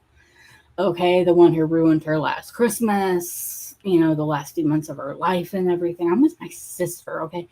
So anyway, we go to the beach house, and at first my sister is just letting me like be alone. She's letting me sleep and stuff like that. And then she asked me to like go out and help her like do some gardening or whatever, which I'm kind of okay with because it got me outside. And so we're doing the gardening, and then she wants me to like sit down with her and stuff like that. So we're sitting and we're talking, and then her husband comes over. And so we're outside, we're sitting down, and then he comes and sits down, and he's like, you know what? I just want to be with Gail. I just want to be here with Gail. I don't want anyone else here. I just want to be with Gail, and that's it. And I'm like, okay. I didn't ask to be here. I really didn't. You could have left me at the house. I'm not saying any of this. This is all, I'm like in my head, And it's like, you could have left me at the damn house. I'm old enough I can stay by myself. I don't have to be at freaking beach house. Because he's really throwing a pissy fit. Right. Anyway, so I'm upset. I just go. I grab my phone. I start calling Melissa. And I'm crying on the phone. And I'm telling her, and I'm like, I can't be here anymore. I cannot be here anymore. He doesn't want me here. He does not want me here. He's flat out saying, he just wants to be here with my sister. He doesn't want me here. So can I please be with you? And she was like, where are you? And then I told her where I was. And I don't know how long it took her to get to me. I can't remember, but within like however long it took, she was right there. And she showed up, and I didn't even tell my sister she was coming. But Melissa pulls up, my sister comes along, and my sister's just like, Melissa's here? And I'm like, yeah, I'm leaving. You don't have to go. Yeah, I'm leaving. Okay, bye. Never went back. And I told her, I was like, I'll be back to your house for my stuff. You're moving out? Yeah, I'm moving out. I'm not coming back. Okay. like, oh my God. Like, I was done. I was done. I mean, and then she found out later, like, why I left. You know, like, it was like the stuff that he said. And she's like, "Oh my God, he was talking about the girls and like the golf cart. Like he didn't want to be around the girls. Like, are you serious? Like that's not the kind of fit you throw." Like, no, no, yeah. Like they're like 10 years older than we are, you know. So Yeah. Are you, Michelle? I'm sorry. Were you saying that spill the teas are popular?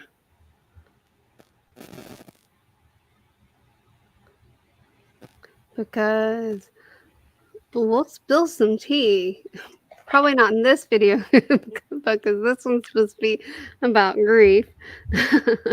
But wow, yeah.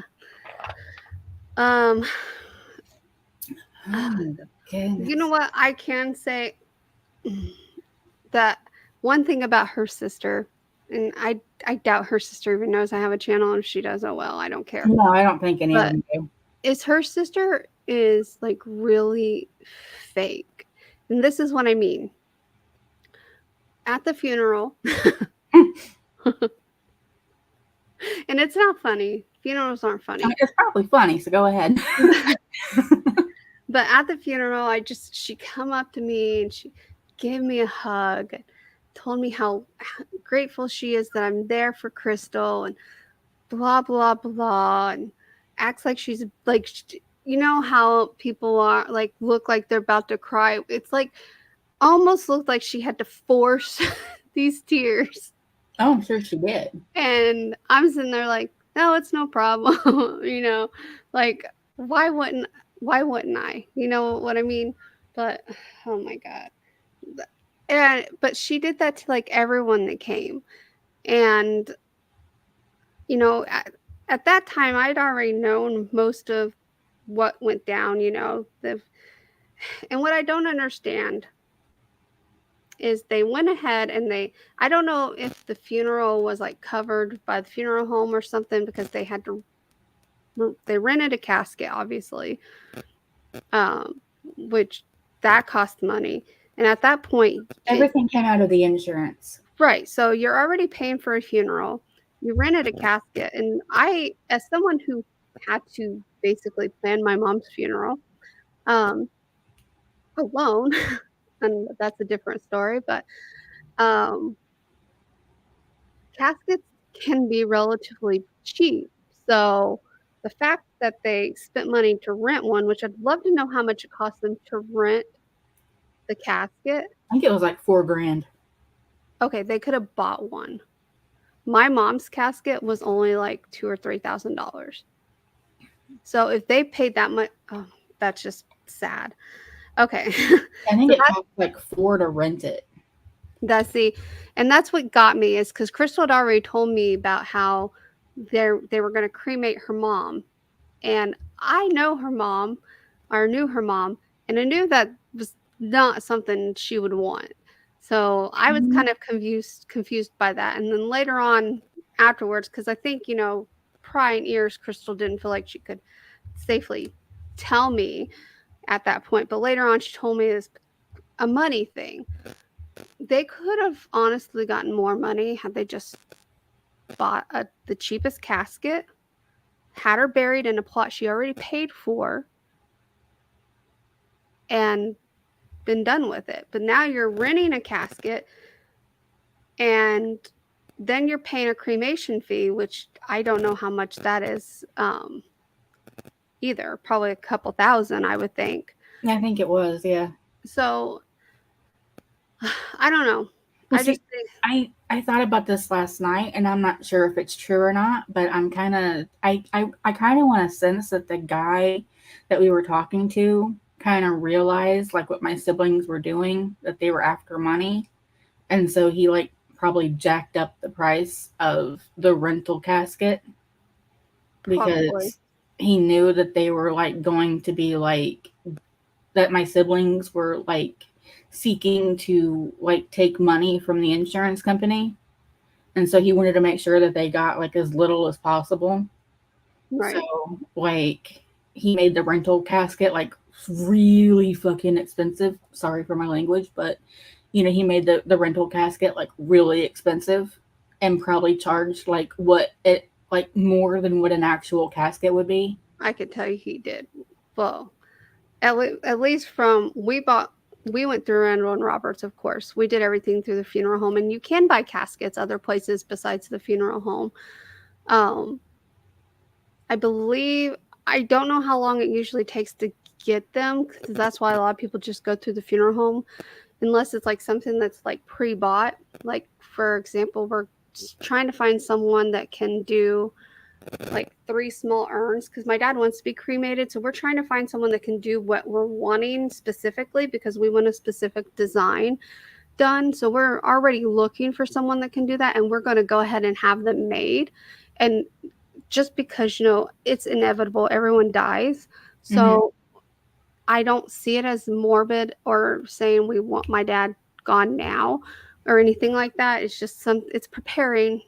Well, lots of people prepare. It's Right. nothing to like consider morbid or anything. It's But actually yeah, practical. but we had someone say something about, so you're wanting him to go already. And Well, no, it's like I was saying in my it's thing. just Like my mom bought a plot after my dad died. right. And it's that, well, see, that's normal. Mm-hmm. um, but like, I guess what we try to explain them is because we want something specific. So we didn't want them just sitting in a box somewhere until we could get these specific urns made. Because we want a um 18 wheeler with a tank sitting on top of it, because my dad was a first class sergeant first class. I'm trying to say the right ranking. He was a sergeant first class tanker in the Army. And then when he retired from the Army, he was a truck driver. So we're trying to include those two parts of his life that, were big for him. And it was something, he, I don't want to say completely enjoyed, because who really enjoys going to war? But um, it was parts of his life that he was grateful to have experienced, I guess would be the right way to say it. So, um, that's something very specific that we want. And originally we were just going to do one big one, because originally my siblings were like, "You can just have dad," and now everyone wants a share of him. So, as morbid as that sounds to say, and plus we're going to just get a pretty little, probably like a heart or something, and have it buried with my mom, because they did say that we could have some of his ashes buried, because he's on the headstone. We just don't have a plot for him because he doesn't want to be buried. So it's a single burial spot with a double named casket, and not casket. Why can't I talk right? Headstone. So yeah, see, and if my dad wanted to be buried, we would have went ahead and bought everything when we did my mom's.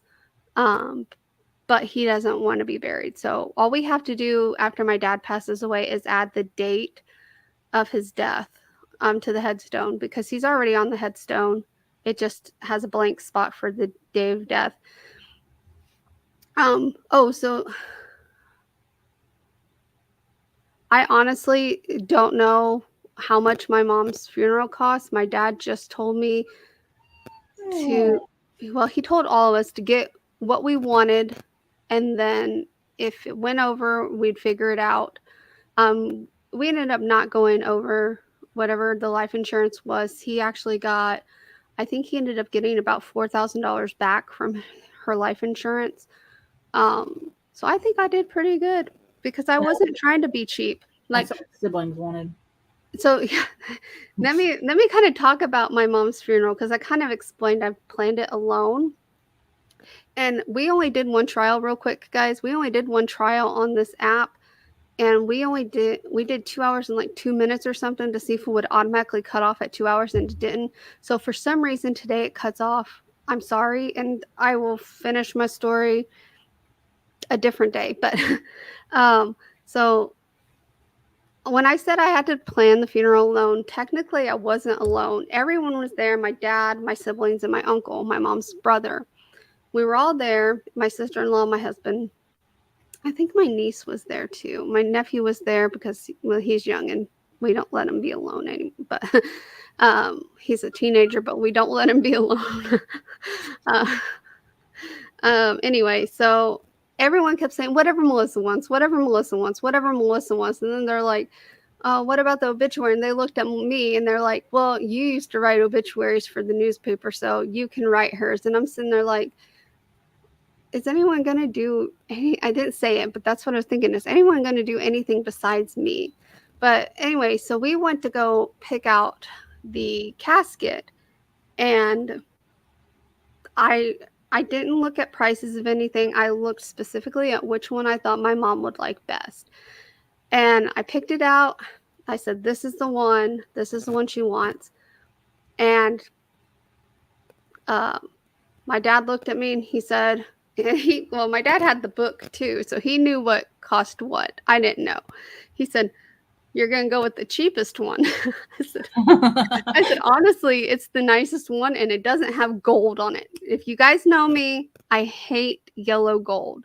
I just don't like it. Like if it's a pale gold, I'm fine with it. But when it's that dark yellowish gold, I don't like it. I'm not a gold person. So it was the only one that did not have gold on it. And I was like, she'd like that. My mom was allergic to gold, like yellow gold. So obviously I'm not going to put her in, and I know it doesn't matter at that point, but I'm not going to put her in something that has yellow gold on it when she's allergic to it. So in my mind, that I know that doesn't make sense, but that's what I was thinking. Well, she's allergic to that. Why would I? Don't ask. So, yeah, I ended up picking the cheapest one, and they were shocked because Crystal can tell you I am usually the one that likes the most expensive thing or wants the most expensive thing. Okay.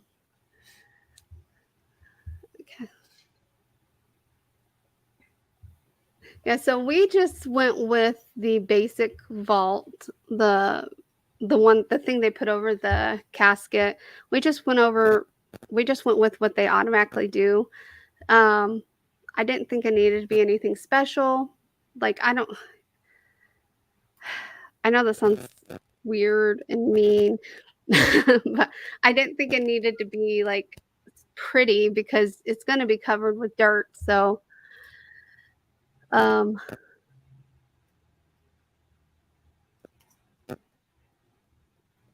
oh yeah, I wouldn't have put it in either. If anything, I would have put it in the casket with her,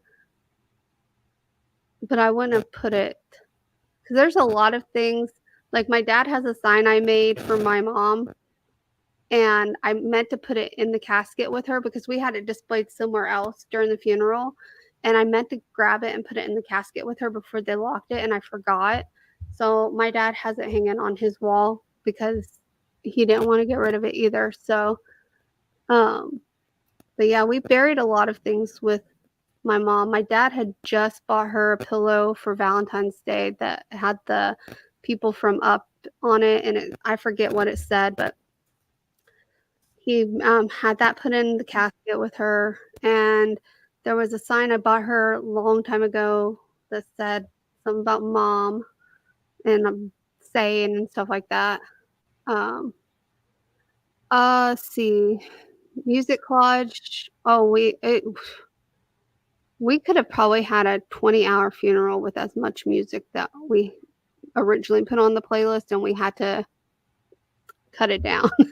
Yeah, or making a playlist for my mom. Oh God, playlists are hard, and trying to get everyone happy and include all the types of songs that she would have liked. Yeah, It and they was put the playlist on us, didn't they? Like my siblings, didn't they put that playlist on us? yes, and then your sister at the very last minute was like, "Oh, but add this song," and I'm Yeah, like, we've already done it. well, yeah, we had already burnt one CD because this is back in the day. Well, I'm sure they had like where we could plug it in, but no, you told me specifically they needed a burned CD. Yeah, they did a burn So, CD, so we had to so burn one. we had to go out and first of all buy CDs because I didn't have any, and Crystal was sending me all the songs, and I was making the CD for her, and I just burnt the CD when she's like, "My sister wants to add this song," and I'm like, "Oh, okay." Well, she came at me at like the last minute. It was like the Right. night before or something, and I'm like, "Are you And kidding me?" and then that's not the worst of it is that no, it was not the night before. It was the night before the night. No, because I did come up the day of funeral. So never Yeah, mind. You're right. It was the it night was before. the night before. But after I added the next requested song, not even an hour later, Crystal's like, she added another song. I said, you know what? I'm gonna burn this first thing in the morning. So I'm not wasting all these damn CDs. And I Yeah, sure did. I woke up at like 6 o'clock that morning because we had to leave early anyway. I burnt the CD real quick. We were out the door by 7. We went and got Crystal. No, didn't. Well, yeah, we picked you up, didn't yeah, we? Yeah, yeah. yeah. Because and then we went to Tim Hortons and got coffee and stuff. Just me, her, and Justin. And then we went to the funeral home, and because we had to be there by I think 9 or something like that, Mhm. and then the actual service didn't start till 10. But yeah, her sister. Oh my god. Let's see, flowers. We Next time, were that's what I'm saying. Like, I think I was with you like by the time the funeral took place because I went with you. I well, went back. we picked you up from that apartment. Mhm. Yeah, because I stayed the night with you the next 2 days, and Mhm. Justin came back and got me on the weekend. Or Yeah, because I think you guys like went back home, and then it was like a day or so later you were back picking me up. I mean, it was not that long that I was with my sister, yeah, I just and don't remember the complete timeline. yeah, because like I said, I was because I remember we were talking like how because you were saying like someone said that I should have just stayed with you and shouldn't have even gone back to my sister. I don't know if it was your mom or your dad or someone because someone said I should have just stayed with you instead of I going think back. it was my mom. My mom, after you told my mom what went on, she said, you should have just came back home with me. Yeah, that going to my sister shouldn't have even happened. Yeah, that was the only Tim Hortons in Indiana, I'm pretty sure. Closed down now. I think the last time I went back, I think they said it had closed down. Oh, that sucks. I love Tim Yeah, Hortons. I think it was like a year ago or something. I think like a year ago in June, I think they said it had closed down. But yeah, so um back to the she said she reading kind of Michelle's thing. We did not fly, what are those little booklets? Yeah, my mom got those too. We did those. We had a bunch left over. I think we printed 500, and we had a bunch of people show up to the service. So I think the uh, funeral home just did those for us. I think it was like that's something that they did for free. I can't remember. I honestly don't remember if that was included in the cost or not, but I know that well, first of all, my mom used to work for the newspaper, so Randall and Roberts knew my mom personally, and so a lot of stuff they did was basically because they knew her. Um, see, so and then we didn't do the car to the grave site either. We drove our own cars. That was just personal preference because we were all planning on leaving the gravesite. Um, Me, my dad, my brothers, sister-in-law, niece, nephew, aunts, uncles, and we were going to a restaurant right after that because we weren't going back to anyone's house. Like my dad lived in a town different than where she was buried because she was buried technically it's Indianapolis, but it's Castleton. And my dad lived in Anderson at the time, and so it was a bit of ways. So we did that. And then we didn't we had my uncle wanted a preacher, and then we got lucky because my uncle ended up not showing up for the meeting you had with the preacher before the funeral. And so we straight up told the preacher, look, my mom was not a religious person. She's spiritual, she believed in God, but the one thing she hated the most was funerals that were all about religion and nothing but scripture and stuff like that. And to each their own, everyone has their own preference, but my mom didn't like that. And I told him, I said, I know my uncle requested you. I said, I don't care if you say the Lord's Prayer because, we don't mind that one. I said, but we want this to be about my mom. So say the Lord's Prayer, say a little bit about my mom, and then we're going to do our song dedications because that's how we always communicated the best as a family was through music. And even to this day, my brothers and I said we should. Huh? It's a classic Rock and the Partridge Family. No, we did play a Partridge Family song. We played You had better put the Partridge Family in there. We played her favorite Christmas song, the Christmas Card to You by the Partridge Family. I'm not kidding you. And then my dad, I wish I'd been able to go. I'm so sad I couldn't afford to make it. Yeah. My dad's dedication song was Here Without You by Three Doors Down. And then, of course, ours was The Perfect Fan by the Backstreet Boys. But to this day, my brothers and I both said we wish we would have played Bohemian Rhapsody because as a family, that was, and everyone knows that's my favorite song of all time anyway. But like at my wedding, Crystal wasn't there because her mom wasn't feeling well, so she had to leave early. But at the end of my wedding, like, we asked the DJ, please play this song. Please play the song. So he put it on, and then we were just all in the middle of the floor belting out this song. It was great. So. Well, it was getting dark by the time we got home anyway, so we did need to leave. Yeah. So she wasn't feeling the greatest, so we needed to get back. Let's see. At my mom's graveside, it had rained for like 6 days prior. Oh. That would suck. Oh, it rained, I think, the day before my mom's funeral, but luckily it didn't rain the day of, but it was so cold. Like for March, we usually, up in Indiana, it's usually pretty mild in March, but that day was just freezing cold. And I was like, oh, warm. My God. It was warm for my mom's. Oh, yeah. Your mom's was warm because I remember taking my winter coat and then just having to leave it in the car because it was so warm that day. But, oh, my God. And, like, on the preacher side, like, you remember, like, with, like, my sister, how, like, my mom had her own, and then, like, my sister decided she was going to have hers do it. And it's like, my mom wanted hers, and my sister pulls rank and decides she's going to have hers. And it's like, why? Because my mom's like, when my mom was still like lucid and able to talk, she's all, I want my preacher. And my sister goes and calls hers. Like, well, we're going to have mine do it.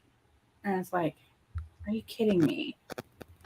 Freaking like, I think that's one of the only good parts about me being, I don't want to say in charge, because my brothers could have said they wanted something and it would have been done, but they kept all saying whatever I wanted, whatever Melissa wants, whatever Melissa wants. Even my dad was like, whatever Melissa wants. And I'm like, I almost wanted to be like, do you guys think I'm going to go all like diva on you guys and like be like, no.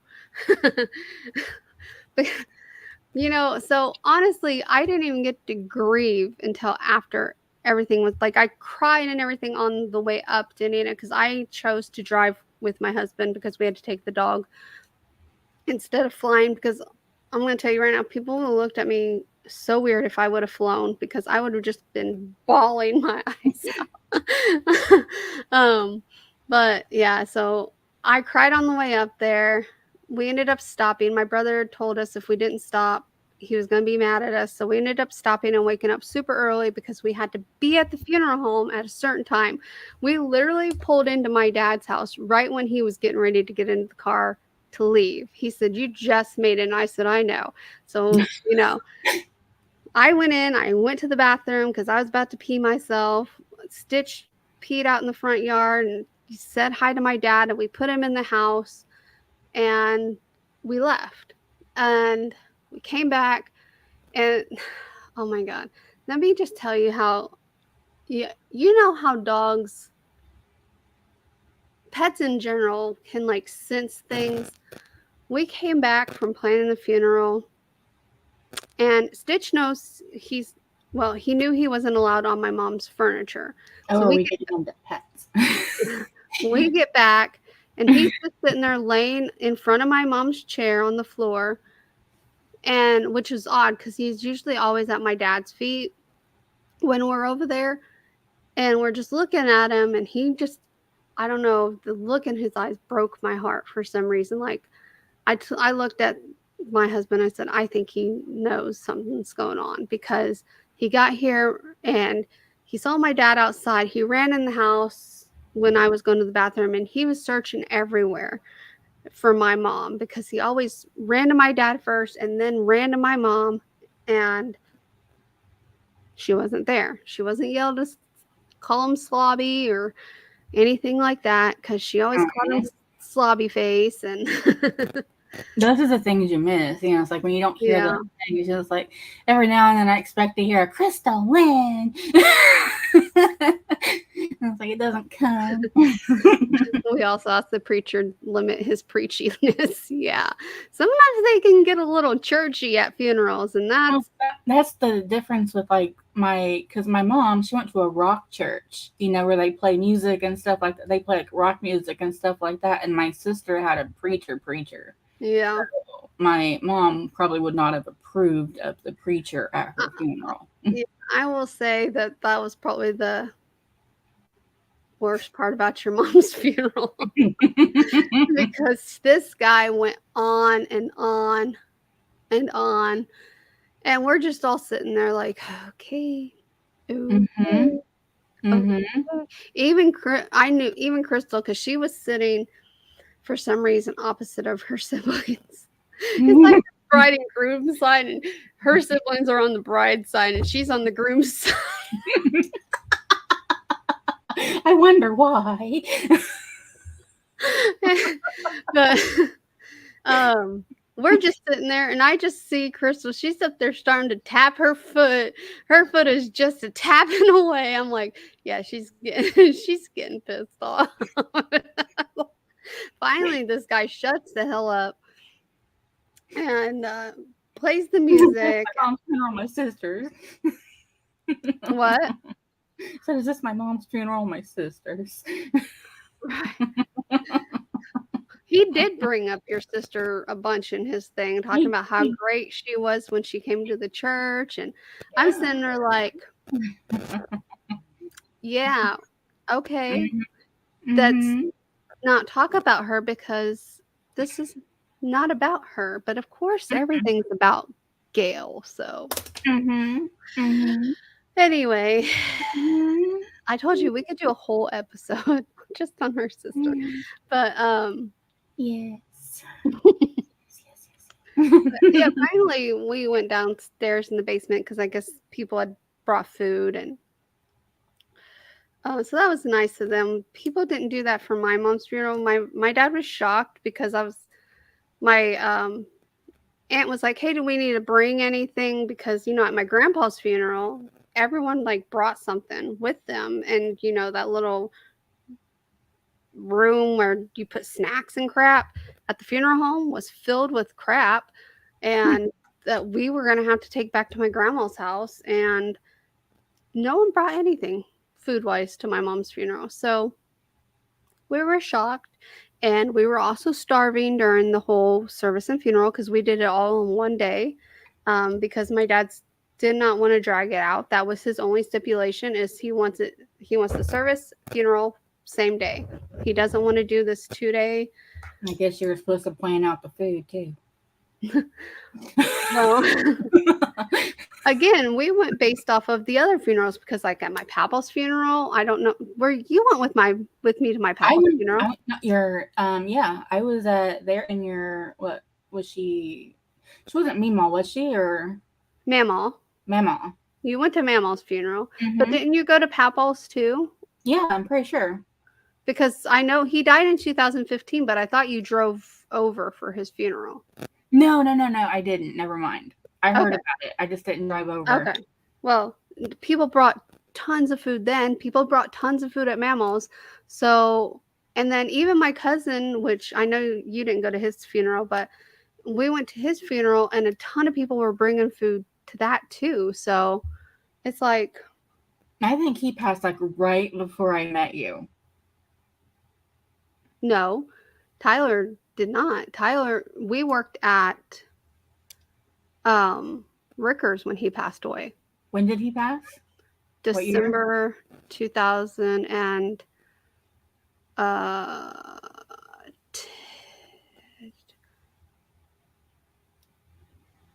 2011 because he passed after Mammal. Because Mammal was January, my Aunt Pat was it was 2011, Oh, that's right. Okay. and then Aunt Pat was August, and then Tyler was December. He died like the day before your birthday. Ew. Oh no, the day after your birthday. So that's but yeah, we are in Tennessee and Georgia. Whereabouts in those areas? I used to live in Calhoun, Georgia. I don't know, like,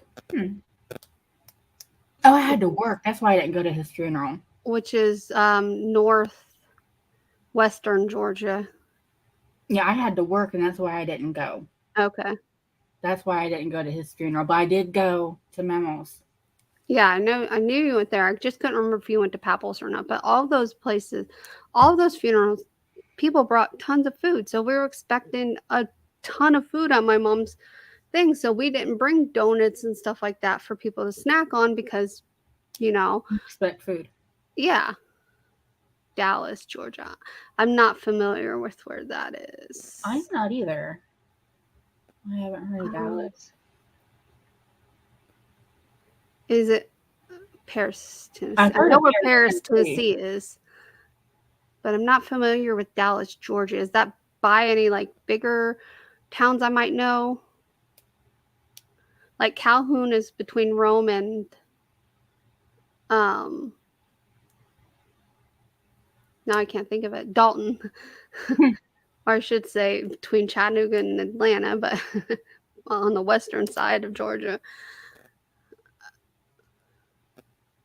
But I've not heard of Dallas. Not saying I've probably been to it because my school took us on a tour of Georgia before, and we went through most of Georgia. So I probably have been to it. Just I don't recall it.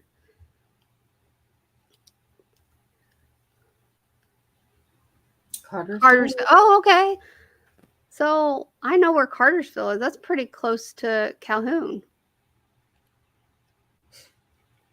So I probably have been to Dallas and not realized it.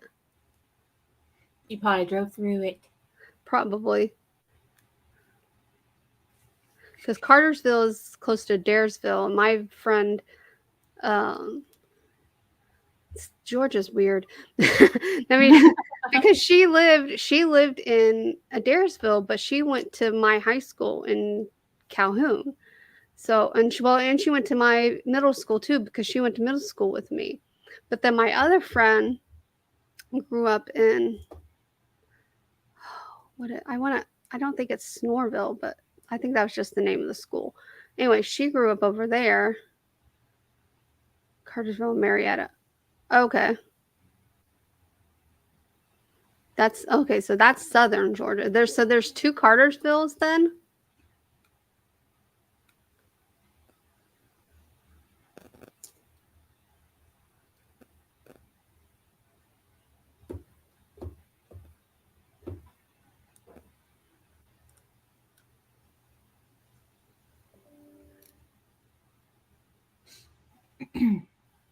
Oh, that would be a good topic, expectation versus reality. Um,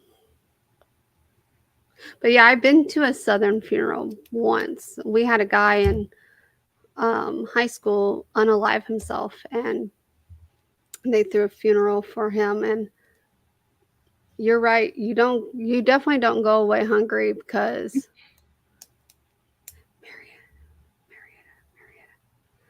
oh, you know what? I'm thinking of Macon for some reason, but you're right. Marietta is North Georgia. Oh my God.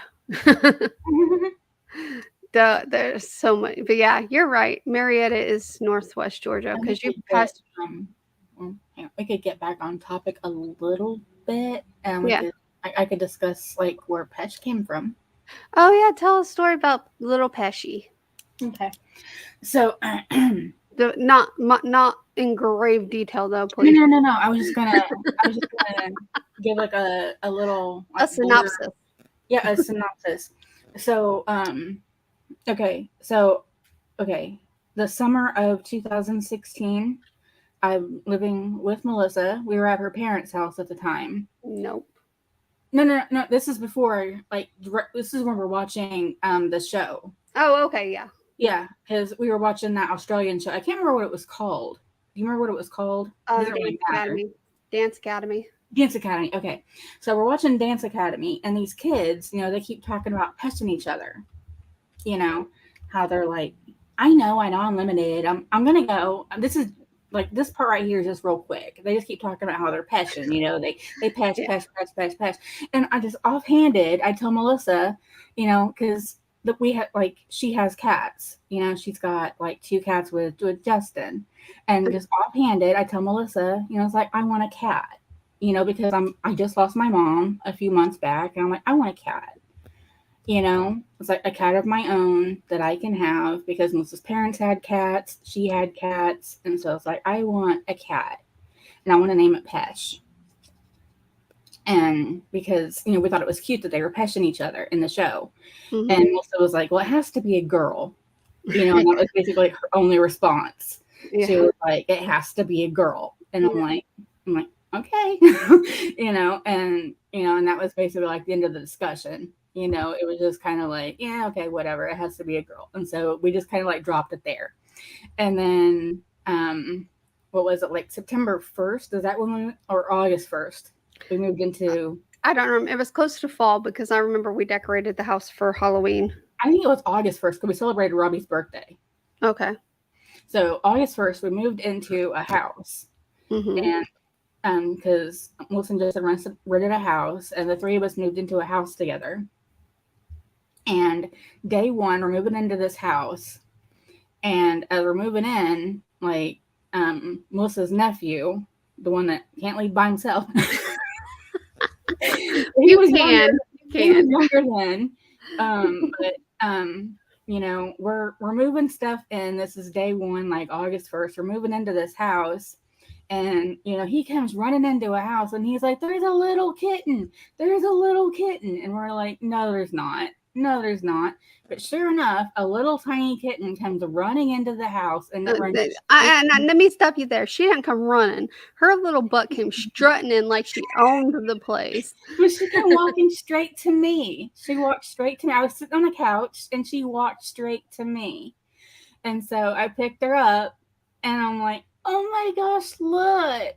And we start looking at her. I look at Melissa and I'm like, can I keep her? And Melissa was like, is it a her? And so we have Justin look at it. And then look at her and he picks her up and he's like, oh my God, it's a her. And you had him for the longest time go, we're not keeping her. We're not keeping her. We're not keeping her. And and then I was like, but my mom sent her to me. She's from my mom. I wanted a cat and she sent me a kitty. It's Pesh. So like my husband was adamant, we're not keeping that cat. We're not keeping that cat. He was adamant all day long. We ended up giving her a bath because she had fleas really bad.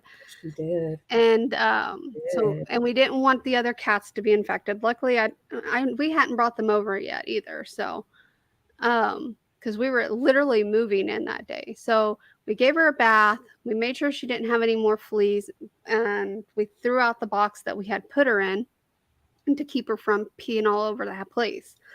And that night, she like climbed up on the couch and crawled right up on Justin's shoulder and was just sitting there, like, you know, kind of hitting his head with her head. And not long after that, he's like, fine, we'll keep her. So, anyway, that's the story, Pesh. Yeah, and then he was making jokes about crushing her in the couch, and I'm like, no. But yeah, He still says it about mischief. So, I'm looking for a picture of her so I can. oh, you know what? I might. I have. You one. have one? Yeah. So keep I might talking have about. sent one to you. Here, I just found one. Let me see if I can email it to you. Okay. But yeah, so she does not live with us anymore. When Crystal moved to Oklahoma, she did go to Oklahoma with Crystal, and poor Mischief's been alone since. Well, he has Stitch now, but he's the only cat now. That's a long story, long sad story, but it's for a different day. But let me check my email. Did you already send it? No, I'm looking to see. I can. Okay. I don't know why it said I had new emails. I don't have new emails. No. It's giving me an option to like text you. I don't want to text it to you. Just go here real quick. I'll find one of her real quick.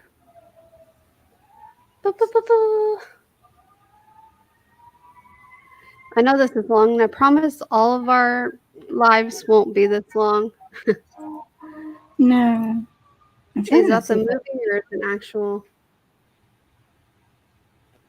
The movie people still there?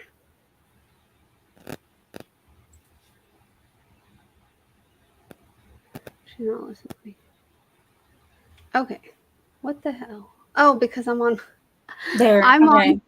on. You got it? Well, I'm texting it to you. I think it went without being that quick share thing. I texted it to you. Okay. I'll just see if I can show it this way. Well, that's not a very good picture of her. That's Pesci.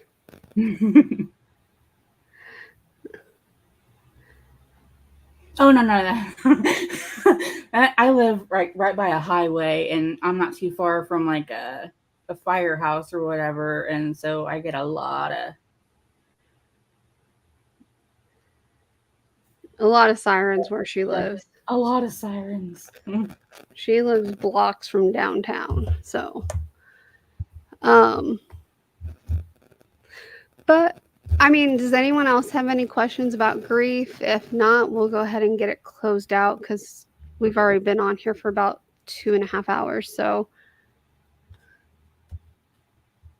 yeah, I just thought the little Pesh story was. I wanted to add it into my little like written thing, but then I forgot to add it in last night, and I was like, oh, I can remember to talk about Pesci because my mom sent her to me. I know she did. I don't care what anybody says.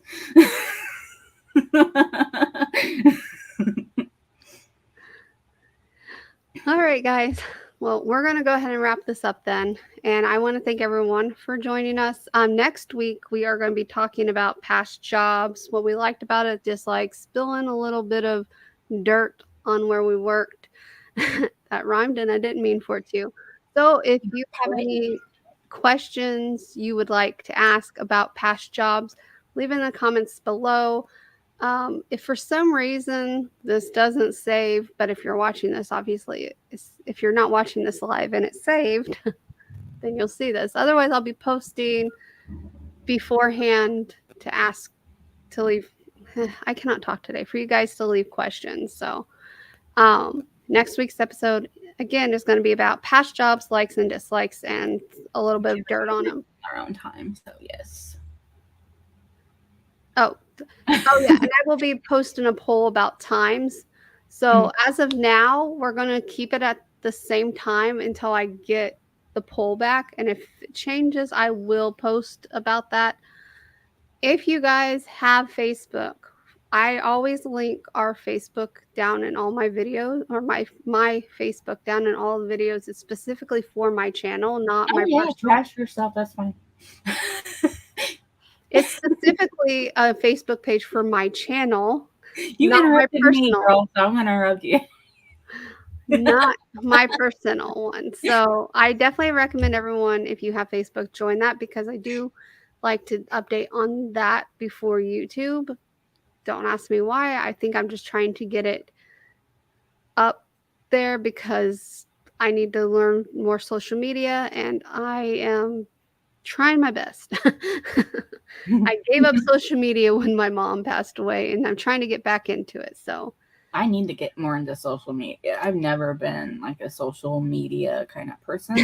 Michelle, I work for myself. Can I trash me? That's what I Sure. was saying. Trash yourself, girl. Trash. Go for it. Go for it. Trash away. You know, be your own worst enemy. But yeah, I need to get more into social media. Yeah, that is yes to you're needing to get back into more social media. I And think I have multiple personalities sometimes.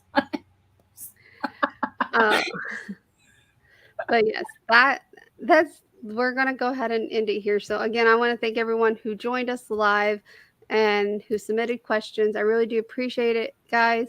And again, if you have questions for next week's topic, which is going to be past jobs, then leave them down below, or you can comment on any of my other videos, any questions you might have.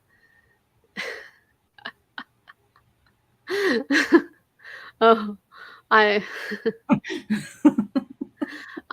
could never clean other people's houses because for one, I don't care enough, like my but yeah, we'll talk about that next week, Michelle. Oh man. All right, guys, we will see you guys next week. Again, thank you for joining us. Yes, Bye. thank you. Bye-bye.